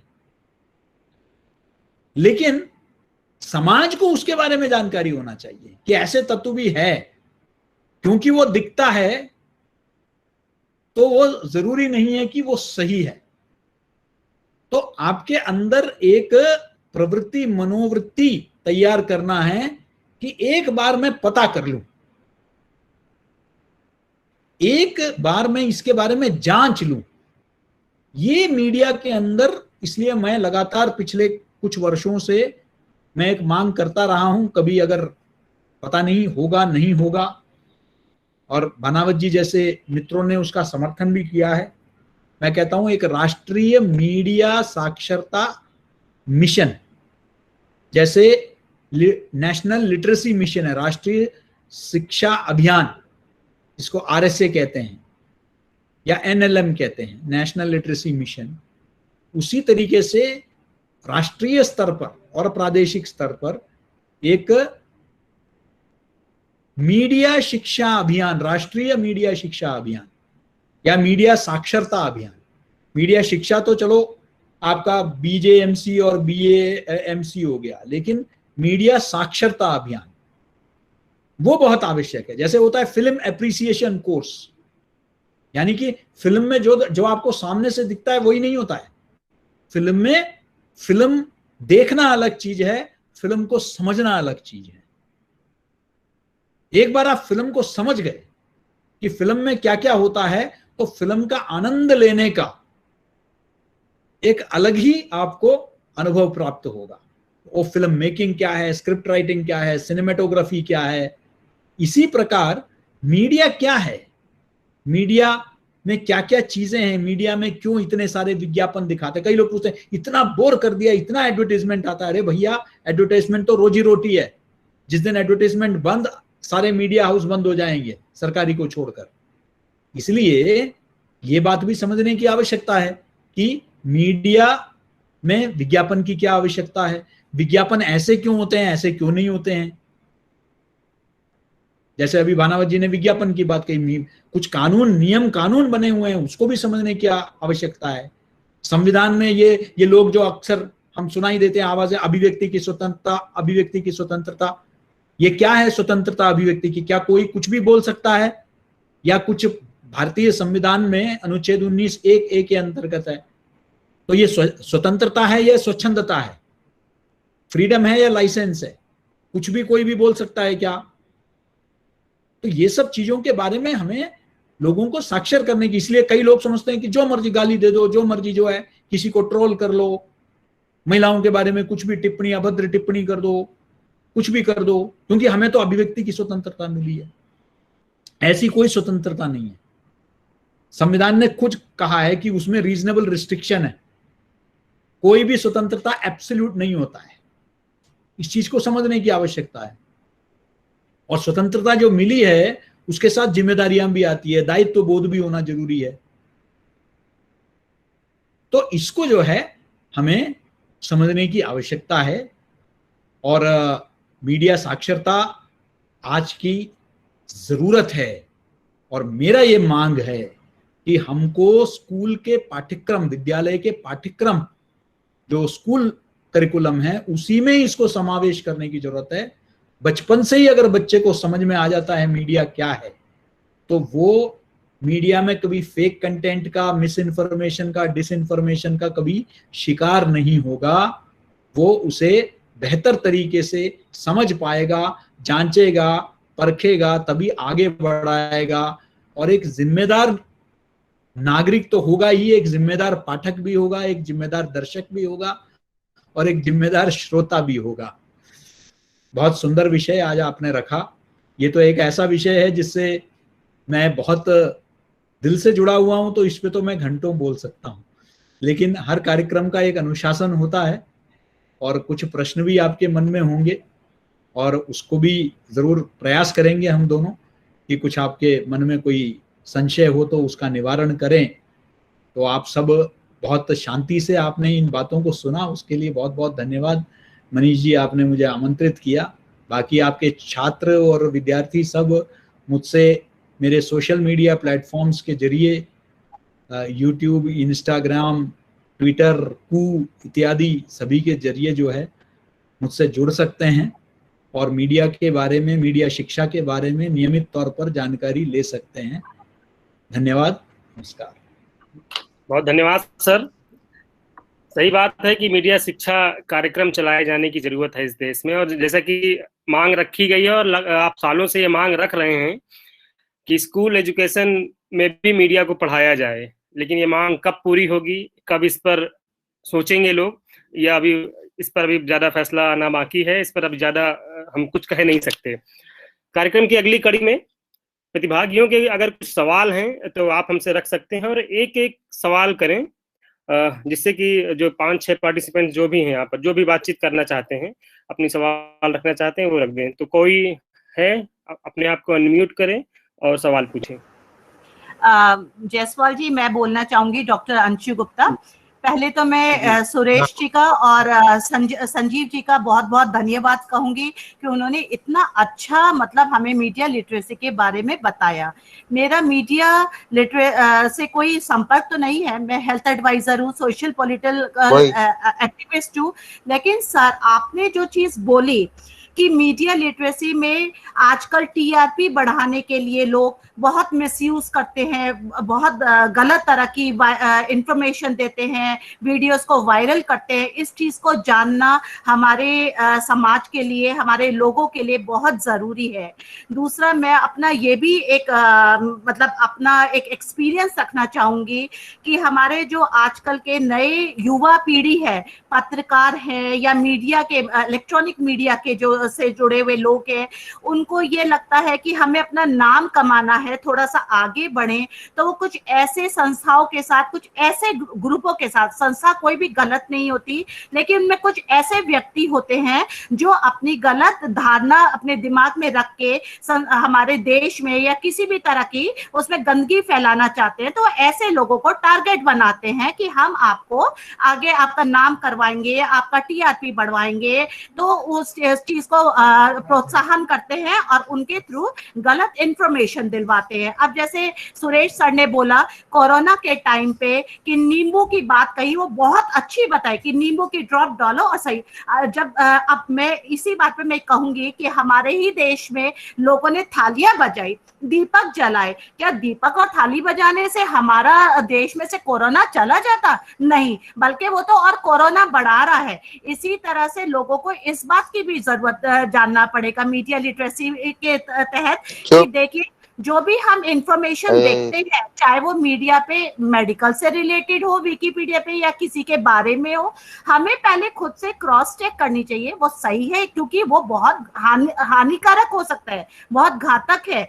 तो जैसे अब म्यूकर माइकोसिस के बारे में है और कुछ हमारे ही देश के किसी महान व्यक्ति का कहना था कि गौमूत्र से हमारा कोरोना चला जाएगा। सवाल कर लीजिए प्लीज, सवाल अगर हो जाए तो बस मैं यही कहना चाहूंगी कि मीडिया लिटरेसी के लिए जैसे सुरेश जी ने कहा, सुरेश सर ने और संजीव जी ने, कि इसे हमें नेशनल लेवल पे बढ़ाना चाहिए, इसकी मांग है। तो सर हम भी आपके साथ इससे जुड़ना चाहेंगे, हमारा सहयोग होगा, क्योंकि ये वास्तव में बहुत जरूरी है। मेरे जैसे ना जाने कितने लोग होंगे जिनको अभी पूरी नॉलेज ही नहीं होगी, और लोग टीआरपी बढ़ाने के लिए जो गलत कार्य कर रहे हैं उनको ये चीज मिलनी चाहिए, सबक मिलना चाहिए, ताकि लोग जागरूक होंगे तो ऐसा काम हो नहीं सकेगा। तो सर आप लोगों ने ये प्रोग्राम बहुत अच्छा किया है जयसवाल जी, और मैं आगे आप लोगों के साथ जुड़ी रहना चाहूंगी। बहुत बहुत धन्यवाद, thank you so much sir. Ji thank you ma'am. कोई और सवाल करना चाहता है?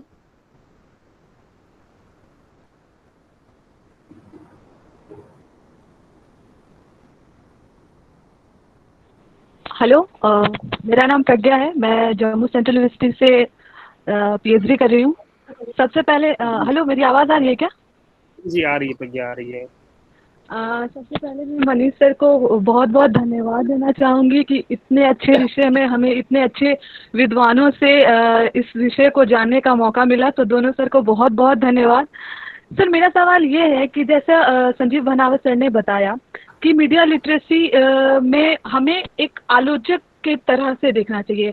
सर मेरा ये है सवाल कि किस तरीके से जिस तरीके से फेक न्यूज़ होता है या फिर जो वीडियोस वगैरह जो कि अराजक तत्व के द्वारा फैलाए जाते हैं और उनका प्रभाव सर एक नॉर्मल, मतलब जैसे हम जैसे इंस्टीट्यूट में पढ़ रहे लोग हैं या फिर मीडिया में जो काम कर रहे लोग, उन्हें जो चीज़ें समझ में आती हैं, जैसे हमें भी कई बार वर्कशॉप में पढ़ाया जाता है कि किस तरीके से फैक्ट चेक करना होता है या फिर किस तरीके से जो चीज़ें आ रही हों उससे वो एज इट इज़ नहीं होता है।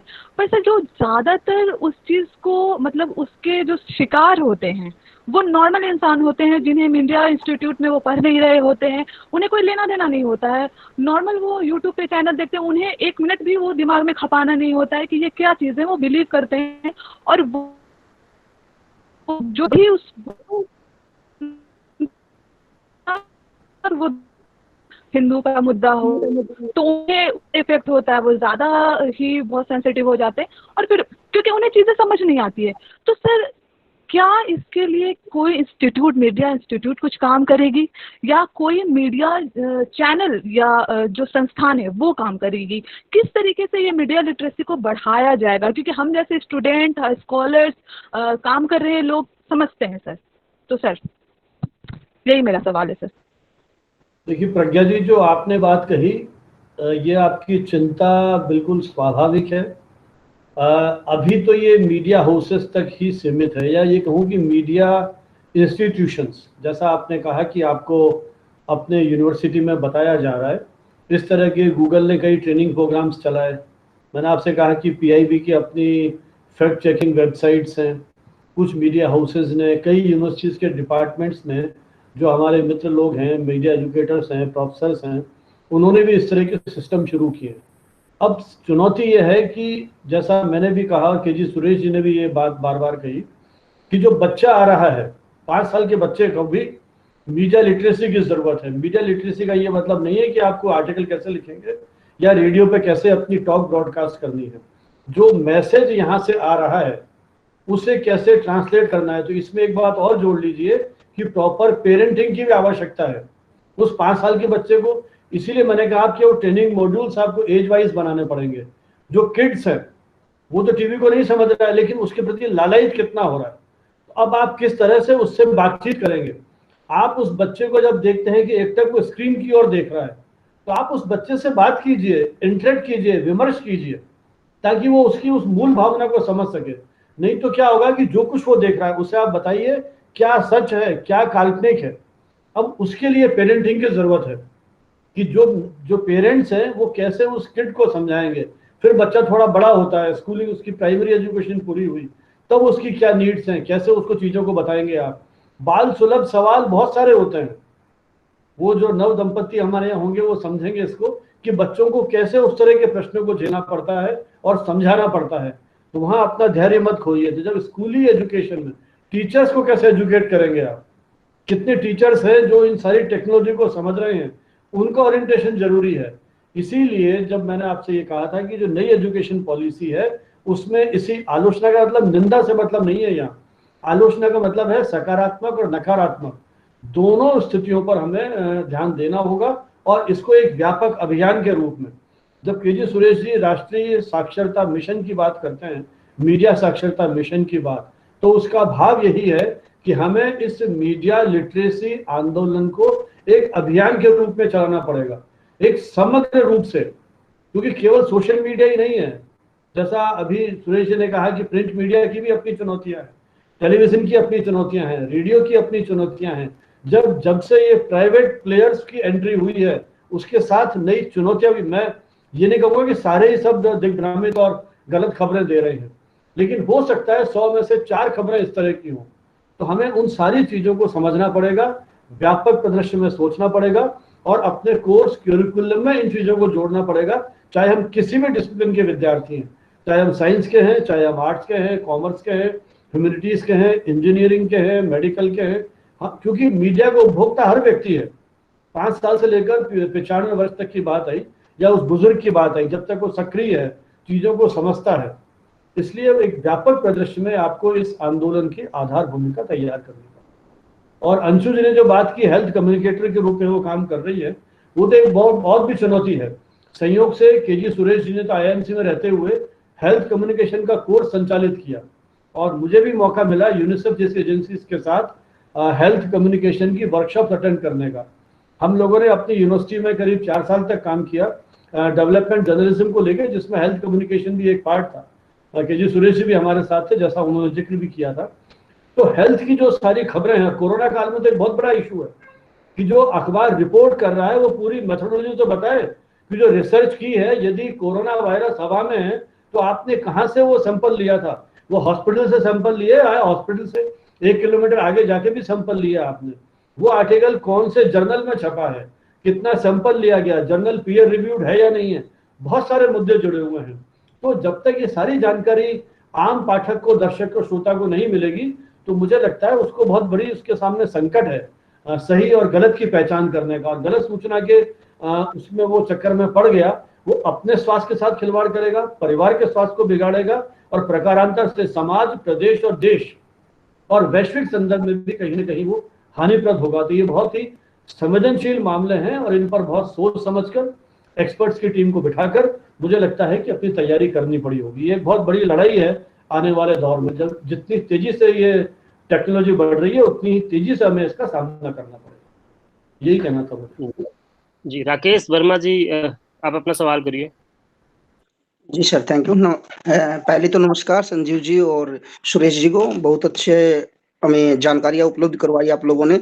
सर मेरा सवाल ये है कि एक पत्रकार है, तो पत्रकार के पास में कोई भी सूचना आती है तो जो उसके चैनल है या मीडिया हाउस है वो चाहते हैं कि भी वो जल्द से जल्द वो सूचना प्रोवाइड करवाए ताकि वो ब्रेकिंग न्यूज बने। और वहीं उसके ऊपर ये भी शर्तें लगाई जाती है कि वो जो भी सूचना आपके पास है उसको पहले अपने सोर्स से या अपने सूत्रों से उसको कंफर्म करे। तो ऐसे में उसके पास में मतलब बहुत कम समय होता है, तो ऐसी स्थिति में क्या करें? एक बात। दूसरी बात ये है कि जो भी मीडिया हाउस है, क्योंकि उनको किसी भी पॉलिटिक्स से या संस्थान से विज्ञापनों की उम्मीद होती है, तो उनकी वो दबाव रहता है पत्रकारों के ऊपर कि भाई आप जो है इन संस्थानों से या नेताओं से अपना जो सॉफ्ट कॉर्नर है वो रखे। और पत्रकार चाहकर भी उनके बारे में कुछ बता नहीं सकता या छाप नहीं सकता क्योंकि उनके ऊपर से दबाव है। तो क्या वो अपने दर्शक के साथ में, श्रोता के साथ में या पाठक के साथ में वो सही व्यवहार या न्याय कर पा रहा है या नहीं कर पा रहा? Thank you.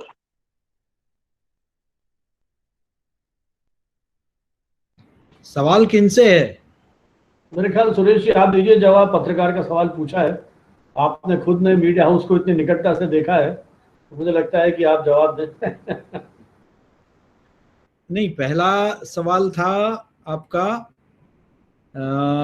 कि दबाव में जो रहता है कि किस तरीके से डेडलाइन के अंदर, कम समय के अंदर। देखिए यही तो पत्रकार की चुनौती है। आपके संपर्क कितने हैं, आपका सोर्स कितना है, तब जाके ब्रेकिंग न्यूज करना है। ब्रेकिंग न्यूज का मतलब ये नहीं है, कई बार ब्रेकिंग न्यूज में गलत समाचार भी चले जाते हैं, लेकिन जब गलत समाचार चला जाता है तो विश्वसनीयता खत्म हो जाती है। पत्रकार की अपनी विश्वसनीयता भी खत्म हो जाती है, अखबार की विश्वसनीयता भी खत्म हो जाती है। एक बार चला दिया, दो बार चला दिया, तीसरी बार तो अखबार लोग पढ़ना बंद कर देंगे, समाचार चैनल देखना बंद करेंगे, क्योंकि ये तो झूठ बोलते हैं। तो इसलिए ये तो आपके संपर्क, आपके मेहनत, आप कितने सोर्सेस से आपको वेरीफाई करना, ये तो पत्रकार के सामने चुनौती है। ये इसके लिए पत्रकार को ही तैयार करना होगा, उसी को ही जो है मेहनत करनी होगी कि मैं 5 मिनट के अंदर वेरीफाई भी करूं, क्रॉस वेरीफाई भी करूं, इतने मेरे संपर्क मैंने साध रखे हैं। ये बहुत आवश्यक है। तो सोर्स जो है, सोर्स तैयार करना, मैं तो अक्सर जब मैं पढ़ाता था नियमित तौर पर, तो मैं एक बताता था कि an apple a day keeps the doctor away, एक contact a day keeps the editor away. तो अगर रोज एक संपर्क बनाएंगे तो फिर संपादक आपके पास नहीं आएगा, वरना फिर संपादक आपको रोज बुलाएगा, ये कहाँ से छाप दिया, ये कहाँ से मिला। तो इसलिए ये रोज अपने सोर्सेस को डेवलप करिए, पहली बात। दूसरा, आपने जो कहा जो दबाव के न्याय पाठक वर्ग के साथ दर्शक, देखिए ये तो पाठक वर्ग और दर्शक वर्ग को भी समझना होगा कि जब तक आप विज्ञापन पर निर्भर हैं और आप 40 रुपए का अखबार 4 रुपए में खरीद रहे हैं, तब तो 36 रुपए वाले का दबदबा तो रहेगा ही। तो इसलिए आप इतना सक्षम बनिए, आप मल्टीप्लेक्स में जाके जब मूवी देखते हैं तो 400 रुपए का पॉपकॉर्न का एक डब्बा खरीद के खाते हैं, लेकिन 40 रुपए के अखबार के लिए 10 रुपए देने के लिए तैयार नहीं है। तो तब तो फिर वो आपको भी सोचना पड़ेगा कि भाई मुफ्त में मैं जब ले रहा हूं, मुफ्त में ही लेना हुआ ना। 40 रुपए का अखबार है, उसमें अखबार 4 रुपए तक आपको पहुंचा रहा है, बीच में उसको वो अखबार बेचने वाले को ट्रक जिससे या गाड़ी जिससे वो वहां आपके यहाँ पहुंचा, छपाई का खर्चा, तो उसको तो 4 पैसे भी अखबार को उसमें से तो कमाई हो नहीं रही है। जो कमाई हो रही है वो 36 रुपए में से हो रही है। तो ये तो हमें आपको भी सोचना पड़ेगा कि अगर हम जो कीमत देंगे वही कीमत हमको मिलेगी। तो इसलिए हमको भी धीरे धीरे सब्सक्रिप्शन मॉडल में आना पड़ेगा, जहां जिस तरीके से हम मोबाइल में नेटफ्लिक्स लेने के लिए बड़े खुशी खुशी हम लोग जो है 180 रुपए दे देते हैं, तो लेकिन अखबार चाहिए 2 या 3 रुपए में, तो ऐसे तो काम नहीं चलेगा। हाँ, स्वतंत्र समाचार के लिए उसका कीमत भी अदा करना पड़ेगा। सर एक चीज और मैं आपकी बात में जोड़ना चाहूंगा, ये ब्रेकिंग न्यूज का जो कॉन्सेप्ट आजकल आ गया है विशेषकर टेलीविजन न्यूज में, मुझे लग रहा है कि इसकी जो एक गरिमा थी, महत्ता थी, वो तो वहां लगातार ब्रेकिंग न्यूज चलती रहती है। हमारे प्रदेश के मुख्यमंत्री सचिवालय पहुंचे, वो भी ब्रेकिंग न्यूज है। स्थानीय चैनल के अंदर किसी IAS अधिकारी का जन्मदिन है, वो भी ब्रेकिंग न्यूज है। ब्रेकिंग न्यूज का था कि जो सूचना मतलब कोई बहुत महत्वपूर्ण है या कोई घटना है, तो ये जो मोह है ब्रेकिंग न्यूज के, हमारे समय में तो कोई नेता का हत्या हो जाता था तो वो माना जाता था, कोई फ्लैश आता था, कोई हत्या हो गया, कोई असैसिनेशन हो गया, तब तो वो ऐसी बात। आज तो मतलब आप क्या बताएं कि बाढ़ की पानी जो है अमिताभ बच्चन के घर में चला गया, जलसा में चला गया, ये भी आपका जो है, अब मुंबई में बाढ़ आएगी तो सबके घर में जाएगी, हैं, तो अमिताभ बच्चन के घर में भी चला गया तो वो भी खबर है, ब्रेकिंग न्यूज है। और पहले इसका नाम ब्रेकिंग न्यूज नहीं था, हम लोगों को जो सिखाया गया था वो न्यूज ब्रेक है, मतलब न्यूज जो है वो ब्रेक होता है। अब ये ब्रेकिंग न्यूज मतलब तोड़ने वाला न्यूज। अब ये क्या क्या तोड़ रहा है, समाज को तोड़ रहा है, देश को तोड़ रहा है। और यहाँ मैं कहना चाहूंगी कंगना रनौत का मकान टूट गया तो ब्रेकिंग न्यूज आ गई। तो वही मुझे लग रहा है ब्रेकिंग न्यूज की अवधारणा को भी बदलने की आवश्यकता है। जी राइट सर। जी संदीप जी अपना सवाल करिए, डॉक्टर संदीप कुमार। जी जी जी जी सर, मेरा प्रोफेसर KG सुरेश जी और संजीव भानावत जी से मेरा सवाल है। पहली बात तो मैं खुद पत्रकार हूँ, ये बात बताना चाहता हूँ। पिछले 18 वर्ष से हरियाणा में पत्रकारिता करता हूँ और स्वतंत्र टिप्पणीकार हूँ और संपादक के पेज पे मेरे आर्टिकल भी छपते हैं। मेरा खुद हमेशा ये सवाल रहा है, जैसे मैंने गुरु जम्बेश्वर विश्वविद्यालय हिसार से MSc मास कम्युनिकेशन किया था, उसके बाद PhD भी किया है, कि ट्रेनिंग का अभाव मैं अभी भी मानता हूं कि वास्तविक ट्रेनिंग की अभी तक भी विश्वविद्यालय स्तर पे भी कमी है। मैंने माखनलाल चतुर्वेदी विश्वविद्यालय के भी कई वेबिनार अटेंड किए हैं, वेब गोष्ठी अटेंड की है, मैंने प्रेजेंटेशन भी दी है मेरी। अधिकतर क्या करते हैं छात्र अभी भी, जितना मेरा अनुभव है, 50% बच्चे मास्टर डिग्री में भी एब्सेंट रहते हैं, नॉन अटेंडिंग रहना पसंद करते हैं। जो बच्चा नॉन अटेंडिंग रहेगा वो अखबार में अपनी लेखनी नहीं चला सकता, ऐसा मेरा मानना है। मेरे ख्याल से आप दोनों का जरूर मानना होगा। वो कंटेंट कैसे देगा? और जब जिसके पास ट्रेनिंग नहीं होगी, यदि किसी डॉक्टर के पास ट्रेनिंग नहीं होती तो वो किसी बीमार का ढंग से इलाज नहीं कर सकता। शिक्षक के पास ट्रेनिंग नहीं होगी तो वो क्लास में पढ़ा नहीं सकता। उसी प्रकार मेरा मानना है, यदि एक पत्रकार के पास यदि वास्तविक ट्रेनिंग नहीं है तो वो किसी अखबार में सही लेखनी अपनी नहीं चला सकता, चाहे वो न्यूज ब्रेक हो, चाहे वो एक लाइव प्रसारण हो, इलेक्ट्रॉनिक और प्रिंट मीडिया, चाहे दोनों हो। सोशल मीडिया की तो बात ही कुछ और है। सोशल मीडिया तो एक कृत्रिम सच को सिर्फ जन्म देता है, सच्चाई तो वह होती ही नहीं। तो मेरा सवाल ये है कि क्या इस ट्रेनिंग सिस्टम को मीडिया संस्थानों के लिए या किसी भी विश्वविद्यालय कॉलेज में कैसे सुधारा जा सकता है? जबकि नई एजुकेशन पॉलिसी में ये है, लेकिन इसको वास्तविक तौर पर लागू कैसे किया जाए भारतीय शिक्षा प्रणाली में? मेरा सवाल आप दोनों से ये, प्लीज सर। भानावत जी आप शुरू करें। चले मुझे लगता है संदीप जी की चिंताएं बड़ी महत्वपूर्ण हैं और इस देश में, जैसा मनीष जी ने अपने प्रारंभिक वक्तव्य में कहा था कि 1 सदी की हमारी यात्रा हो गई है मीडिया शिक्षा की, और अब इस पे अपन चर्चा करेंगे। ये बिल्कुल एक अलग डिबेट का विषय है। देश के विशेषकर जो स्टेट यूनिवर्सिटीज़ है उनके रिसोर्सेज, जो मेरा अनुभव है, बहुत सारे विश्वविद्यालय में जाने का मौका मिला। इसमें मुझे कहने में कहीं कोई संकोच नहीं है कि ट्रेनिंग की सुविधाएं पिछले कुछ वर्षों में बेहतर हुई हैं। UGC और अन्य जो फंडिंग एजेंसीज हैं उन्होंने फंड्स उपलब्ध कराए हैं, इंफ्रास्ट्रक्चर तैयार किया है, लेकिन फैकल्टी की जो एक बहुत बड़ी चुनौती रही है और टेक्निकल स्टाफ की जो बहुत बड़ी चुनौती रही है, उसने ट्रेनिंग की गुणवत्ता को निश्चित रूप में प्रभावित किया है। तो केवल ट्रेनिंग नहीं, मुझे लगता है ये ओवरऑल जो चुनौती है, कक्षाओं में अनुपस्थिति, जर्नलिज्म पाठ्यक्रम में प्रवेश के तौर तरीके, जो विद्यार्थी आ रहे हैं वो खुद कितने गंभीर हैं, जिस तरह की रोजगार की स्थितियां हैं, कोई B.Ed करना चाहता है, कोई दूसरी डिग्री लेना चाहता है, एक साथ जिस तरह का उनका मोह है, उस स्थिति में वो पूरी तरह से गंभीरता के साथ स्टेट यूनिवर्सिटीज में जो इंस्टीट्यूशन एक्सक्लूसिवली जर्नलिज्म के लिए हैं, जैसे केजी सुरेश जी ने 2 इंस्टीट्यूशंस का एक तरह से नेतृत्व किया और कर रहे हैं, वहाँ फिर भी कंपैरेटिवली मुझे लगता है कि प्रशिक्षण में एक गंभीरता का भाव होगा।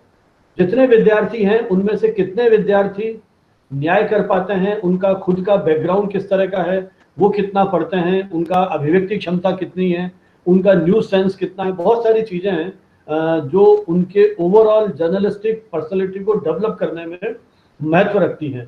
इंस्टीट्यूशंस एक बेसिक जानकारी दे सकते हैं, उनको थ्योरेटिकल उनका एक वो मजबूत कर सकते हैं, और जितना संभव है, क्योंकि विश्वविद्यालयों में जो नवीनतम तकनीक है उसके साथ कदम ताल कर पाना एक बहुत बड़ी चुनौती है। जिस तेजी के साथ टेक्नोलॉजी में परिवर्तन हो रहा है, किसी मीडिया हाउस के लिए तुलनात्मक दृष्टि से आसान है तुरंत स्विच ओवर करना, लेकिन जो विश्वविद्यालय की सीमाएं हैं, इसलिए इंटर्नशिप में विद्यार्थी कितना गंभीर है, कितना सीरियसली उनको ले रहे हैं, मीडिया हाउस में जो ट्रेनिंग दे रहे हैं वो कितनी गंभीरता से ले रहे हैं, मुझे लगता है बहुत सारे प्रश्न इसके साथ हैं जो आपने प्रशिक्षण का सवाल उठाया। तो उस पर चर्चा करने के लिए मुझे लगता है कि मनीष जी या किसी और मंच से एक अलग से वेबिनार हो जिस पर अपन एक गंभीर विचार मंथन करें। कई मंचों पर चर्चाएं हुई हैं एक सदी की इस यात्रा में, लेकिन फिर भी आपकी चिंता से एक सीमा तक मैं सहमत हूँ। प्रशिक्षण को और प्रभावी बनाएंगे तो अखबारों में, फिर अखबारों में जो विद्यार्थी जा रहा है उसको वहाँ कितने अवसर मिलते हैं, और वहाँ कई बार ये होता है कि वहाँ कहा जाता है जो आप सीख कर आए हो उसे डी-लर्न करो। वहाँ की कितने अखबारों के अपने स्टाइल बुक है, कितना उसको अवसर दिया जाता है, काम करने का मौका, बहुत सारी चीजें उस व्यवस्था के साथ भी जुड़ी हुई हैं। तो मुझे लगता है कि टोटलिटी में हमें इन चीजों को देखना पड़ेगा, और आपकी बात से सहमत हूँ। मैं तो एक आध जगह ये सुझाव भी दिया था कि जैसे हम विद्यार्थी को इंटर्नशिप पे भेज रहे हैं, क्या हम ऐसी व्यवस्था की कल्पना भी कर सकते हैं कि जो टीचर्स, क्योंकि हो सकता है मेन स्ट्रीम में काम करके आए हो, लेकिन 10-15 साल में पूरा मीडिया का एनवायरनमेंट जिस तेजी से चेंज हो रहा है, तो शिक्षकों को भी इन मीडिया संस्थानों में जो यूजीसी ने जिस तरह से प्लान किया है रेफ्रेशर कोर्सेज वगैरह के लिए, तो क्या हम ऐसी कोई योजना पे काम कर सकते हैं जब टीचर्स को भी मीडिया हाउसेज में ट्रेनिंग के लिए, फर्दर ट्रेनिंग के लिए इस तरह के 2 सप्ताह, 3 सप्ताह, 1 महीना जैसी व्यवस्था हो, वहां ट्रेनिंग के लिए उनको स्पॉन्सर कर सकें।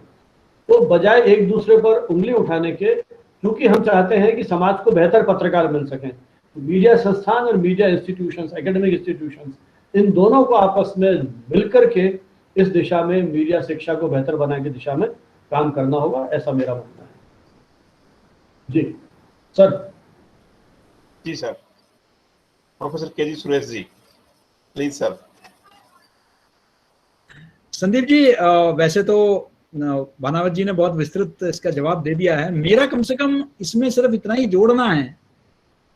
विषय तो बहुत, मतलब मैं समझता हूं कि पूरा दिन लग जाएगा, लेकिन मैं चाहता हूं कि ये तभी बेहतर होगा जब हम कुछ मानक तय करेंगे। आज कोई भी आपको लॉ स्कूल शुरू करना है तो आपको जो है बार काउंसिल जो है उसका आपको सहमति पत्र लेना पड़ता है, उनका परमिशन लेना पड़ता है। आपको कोई भी मेडिकल कॉलेज शुरू करना है तो आपको जो है मेडिकल काउंसिल ऑफ इंडिया का इजाजत लेनी पड़ती है। लेकिन आज कोई भी सड़क चलते, मैं यही शब्द का प्रयोग करूंगा, देखिए विश्वविद्यालय, विभाग ये अपनी जगह है, लेकिन आप दिल्ली में जाइए और शहरों में जाइए, गली गली में जो है आपको एंकरिंग का कोर्स लोग चला रहे हैं, प्रोडक्शन का चला रहे हैं। ये कि कौन है, क्या बैकग्राउंड है, किसकी इजाजत है, मूलभूत ढांचा भी नहीं है वहां। आपका टेक्स्ट को अप्रूवल कौन दे रहा है, किसने आपके पाठ्यक्रम को, सर्टिफिकेट प्रोग्राम चला रहे हैं, डिग्री डिप्लोमा चला रहे हैं, और हजारों लाखों के हिसाब से छात्र इन संस्थाओं से निकल रहे हैं। आप दिल्ली में चले जाइए, कई इलाकों में तो हर गली में आपको जो है मीडिया का इंस्टीट्यूट दिखाई देगा। तो कोई मानक नहीं तय हुआ है।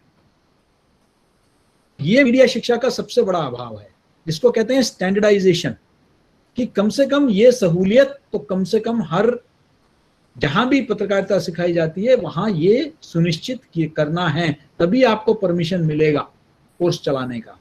कोई भी कभी भी, अच्छा मैं पत्रकारिता कर लिया, आजकल मेरे पास जॉब नहीं है, तो चलो एक मीडिया स्कूल चला देते हैं, 1 साल चला लेते हैं। मैंने ऐसे लोगों को देखा है, अगले साल जो है उनको जॉब मिल गया, अगले साल जॉब मिल गया, उन्होंने इंस्टीट्यूट बंद कर दिया। अब उस बच्चे के बारे में सोचो जिसने 1 साल पूरा वहां अध्ययन किया, अगले साल कैसे उसका इंस्टीट्यूट ही नहीं है। तो आप इन सब चीजों पर मुझे लगता है कुछ मानक तय करने की जरूरत है, तब जाकर ही जो है या एक स्टैंडर्डाइजेशन बनेगा। और जब तक ये नहीं होगा तब तक ये है नहीं हमारे फील्ड में, हमारे डिसिप्लिन में। इतनी सी बात मैं जोड़ना चाहता हूँ, बाकी तो ये लंबा विषय है। सर एक सवाल मैंने अभी चैट बॉक्स में देखा है, मुझे लग रहा है वो भी महत्वपूर्ण है। उसमें हमारे किसी मित्र ने ये सवाल पूछा है कि क्या सोशल मीडिया में यदि कोई आपत्तिजनक सामग्री है तो उसकी शिकायत प्रेस काउंसिल से की जा सकती है क्या, और इलेक्ट्रॉनिक मीडिया के लिए इस तरह की कोई व्यवस्था है क्या? तो एक तो मैं जानकारी देना चाहूंगा, अभी रिसेंटली इस पूरे ग्रुप में मुझे पता नहीं कितने मित्रों को इस बात की जानकारी है जो हमारे पार्टिसिपेंट्स हैं। अभी एनबीए ने, नेशनल ब्रॉडकास्टिंग एसोसिएशन जो है, उसने 3 टीवी चैनल्स को दंडित किया है उनकी कवरेज को लेकर के, विशेषकर कोरोना और जमायत इस्लामी वाली जो मुद्दा था उसको लेके, जिसमें एक तो टाइम्स नाउ है और एक कन्नड़ बेस्ड चैनल है और एक कोई और है। 3 चैनल्स पे उन्होंने पेनल्टी लगाई है। तो एनबीए इस तरह का एक इंस्टीट्यूशन डेवलप हुआ है जो दंडित करने की जिसके पास क्षमता है। प्रेस काउंसिल के पास वो पिनिटिव पाया से दंडात्मक शक्तियां नहीं दी गई हैं। और जहां तक मेरी जानकारी है, सोशल मीडिया प्रिंट से रिलेटेड ही वहां शिकायत दी, केवल अखबारों तक सीमित है वो। सोशल मीडिया की शिकायत के लिए तो आपको जो हमारे साइबर एक्ट हैं, या अब जो गवर्नमेंट ने नई गाइडलाइंस जारी की हैं, जिसमें हर जो इस तरह के ट्विटर, फेसबुक और सोशल मीडिया के जो प्लेटफॉर्म्स हैं उन पर उन्होंने कुछ बंदिश कहूँ या कुछ दिशा निर्देश जारी किए हैं कि उन्हें अपना एक कंप्लेंट अधिकारी नियुक्त करना होगा, उसको इतने समय के अंदर उस कंप्लेंट का निस्तारण करना होगा। और उन्होंने अभी तक गवर्नमेंट के पास कोई रिकॉर्ड नहीं था, यदि वो कंपनी के रूप में फॉर्म किया गया है तो उस कंपनी की सारी डिटेल्स गवर्नमेंट जो है वो इसमें चाहेगी कि वो उनको इतनी तारीख तक दे दिया जाए। तो इस तरह से कोशिश की है। और यहाँ तक भी बात की जा रही है कि जो कोई मैसेज, जो ऑब्जेक्टेबल मैसेज है, उसका ओरिजिन कहाँ से हुआ, इसकी जानकारी वो जो सोशल मीडिया प्लेटफॉर्म्स हैं उसको लेकर के दें। और हालांकि इंटरनेशनल ह्यूमन राइट्स कमीशन ने कुछ ऑब्जेक्ट किया है राइट टू प्राइवेसी को लेकर के, तो ये एक बहस है, चलती रहेगी। जैसे साइबर एक्ट आया उसमें अमेंडमेंट होते रहे, लेकिन जैसे अपनी बात हुई ना कि जब नया विकल्प आता है वो नए खतरे लेकर के आता है, और उन नए खतरों के समाधान के लिए जो भी समकालीन व्यवस्था होती है वो अपनी तैयारी करती है। तो इस प्रकार की चर्चा, परिचर्चा और आगे बढ़ती रहेंगी, और हो सकता है आने वाले समय में हम एक कोई ऐसी व्यवस्थित सिस्टम को हम तैयार कर सकें जहां शिकायत भी की जा सके। शिकायत, जैसे अखबारों में ओम्बुड्समैन की बात आई, हिंदू ने अपने यहाँ पे शुरू किया और अखबारों ने भी शुरू किया था, राजस्थान में राजस्थान पत्रिका ने भी शुरू किया, लेकिन वो लंबे समय तक चल नहीं पाया। तो इस तरह की चीजें जो हैं वो शुरू होंगी। इंटरनल चेक एंड बैलेंस की चीजें जो हैं, क्योंकि जी सुरेश जी कह रहे थे कि वो जर्नलिस्ट है, चेक करता है, रीचेक करता है, बाकायदा वो छन छन के खबरें आती हैं, फिर भी गलतियां होती हैं, फिर भी एलो जर्नलिज्म वाली स्थितियां हुई। तो इस तरह का चेक एंड बैलेंस, और अल्टीमेटली दर्शक, श्रोता और पाठक, इनका जो चाबुक है वो ही उनको सही रास्ते पे लाने के लिए काम करेगा। तो जो हमारे देश के कानून है उनके तहत आप कार्रवाई कर सकने के लिए सक्षम हैं। जी बहुत धन्यवाद सर। मुझे लगता है कि हम आपको, संजीव सर और केजी सुरेश सर, दोनों लोगों को अगर हम सुनने बैठे तो अगर हमने सुबह 9 बजे शुरू किया है तो रात हो सकती है और हम बोर नहीं होंगे, ये हमने साबित भी कर दिया है लगभग 2 घंटों में। 2 घंटों में किसी भी तरीके का कोई डिस्टर्बेंस हमारे पार्टिसिपेंट्स ने नहीं किया ना ही किसी तरीके की कोई दिक्कत आई। तो जहाँ तक बात है मानकों पर खरा उतरने की, तो मंदसौर विश्वविद्यालय के पत्रकारिता विभाग की एक कोशिश रही है कि हम जो अपने इस मालवा के रीजन में जो सेवाएं दे रहे हैं तो कम से कम ऐसी हो जिसको किसी न किसी मानक के ऊपर रखा गया हो। इसीलिए हमने बीओएस के जो हमारे मेंबर हैं, आदरणीय कुलपति जी हैं, हमारी पीएचडी का जो पूरा कार्यभार वो संजीव भनावत सर देखते हैं हमारे यहाँ से। तो वो किसी न किसी तरीके से हम उन लोगों से जुड़े हुए हैं, उनसे जुड़ने का प्रयास कर रहे हैं जो मानक हैं ऑलरेडी। तो हम ऐसा विश्वविद्यालय बनने के भी प्रयासरत हैं कि आने वाले 4-5 सालों में हम कुछ ना कुछ करके दिखाएंगे, डिपार्टमेंट करके दिखाएगा। तो एक बार फिर से केजी सुरेश सर आपका, संजीव भनावत सर आपका, हमारे इस आभासी मंच में आने के लिए, अपना समय देने के लिए आप दोनों का बहुत बहुत धन्यवाद। उम्मीद करता हूँ जब भी ये कोरोना काल खत्म होगा, जैसे ही पहली फुर्सत में लोग कहते हैं ना कि कहाँ जाना होगा, सबसे पहले मैं आपको इनवाइट करूंगा आप दोनों को कि आप मंदसौर आइए। और एशिया का सबसे नंबर 1, एशिया में सबसे ज्यादा प्रसिद्ध जो मंदिर है पशुपतिनाथ मंदिर, जो इकलौता है एशिया में, उसके दर्शन कीजिए पूरे मंदसौर। ये एक ऐसी सूचना है जो हो सकता है आप में से कईयों को नहीं पता होगी। तो पशुपतिनाथ के दर्शन के लिए आइए। और इसके साथ साथ मंदसौर विश्वविद्यालय के पत्रकारिता विभाग में आपका स्वागत है सर। हमारा खुद का अपना रेडियो स्टेशन है, रेडियो मंदसौर, उसके लिए भी आप आमंत्रित हैं। तो आप दोनों का एक बार बहुत बहुत धन्यवाद सर। हमारे जो पार्टिसिपेंट्स हमसे जुड़े हैं, आप सभी का बहुत बहुत धन्यवाद। फीडबैक लिंक की चिंता मत करिए, सभी को मिल जाएगा। Thank you sir. कोई बात नहीं। Manishi, thank you Manishi, thank you Sureshi, thank you Sanjeev sir ji, बहुत बढ़िया programme. Thank you Manish sir, thank you Manish sir for organising the webinar. Thank you Manish sir. Thank you sir. Thank you our respected to the webinar speakers Sanjeev sir and Suresh sir ji. Thank you professor KG Suresh ji और संजीव भानावत जी का विशेष तौर पर आभार, जिन्होंने इतनी महत्वपूर्ण जानकारी हमें उपलब्ध करवाई। बहुत बहुत शुक्रिया sir. Thank you sir. I am thank you आप सभी from West Bengal sir. I am from West Bengal, Ujjwal Ganguly, West Bengal. Thank you Sanjeev आप सर। लोग को फीडबैक लिंक मैंने चैट बॉक्स में भेज दिया है, ताकि जो लोग भी चाहते हैं उनको व्हाट्सएप ग्रुप पर भेज दूंगा, मैं ईमेल पर भी भेज दूंगा, उसके लिए निश्चिंत रहिए। मनीष जी ईमेल पे भेज दीजिएगा। जी प्लीज।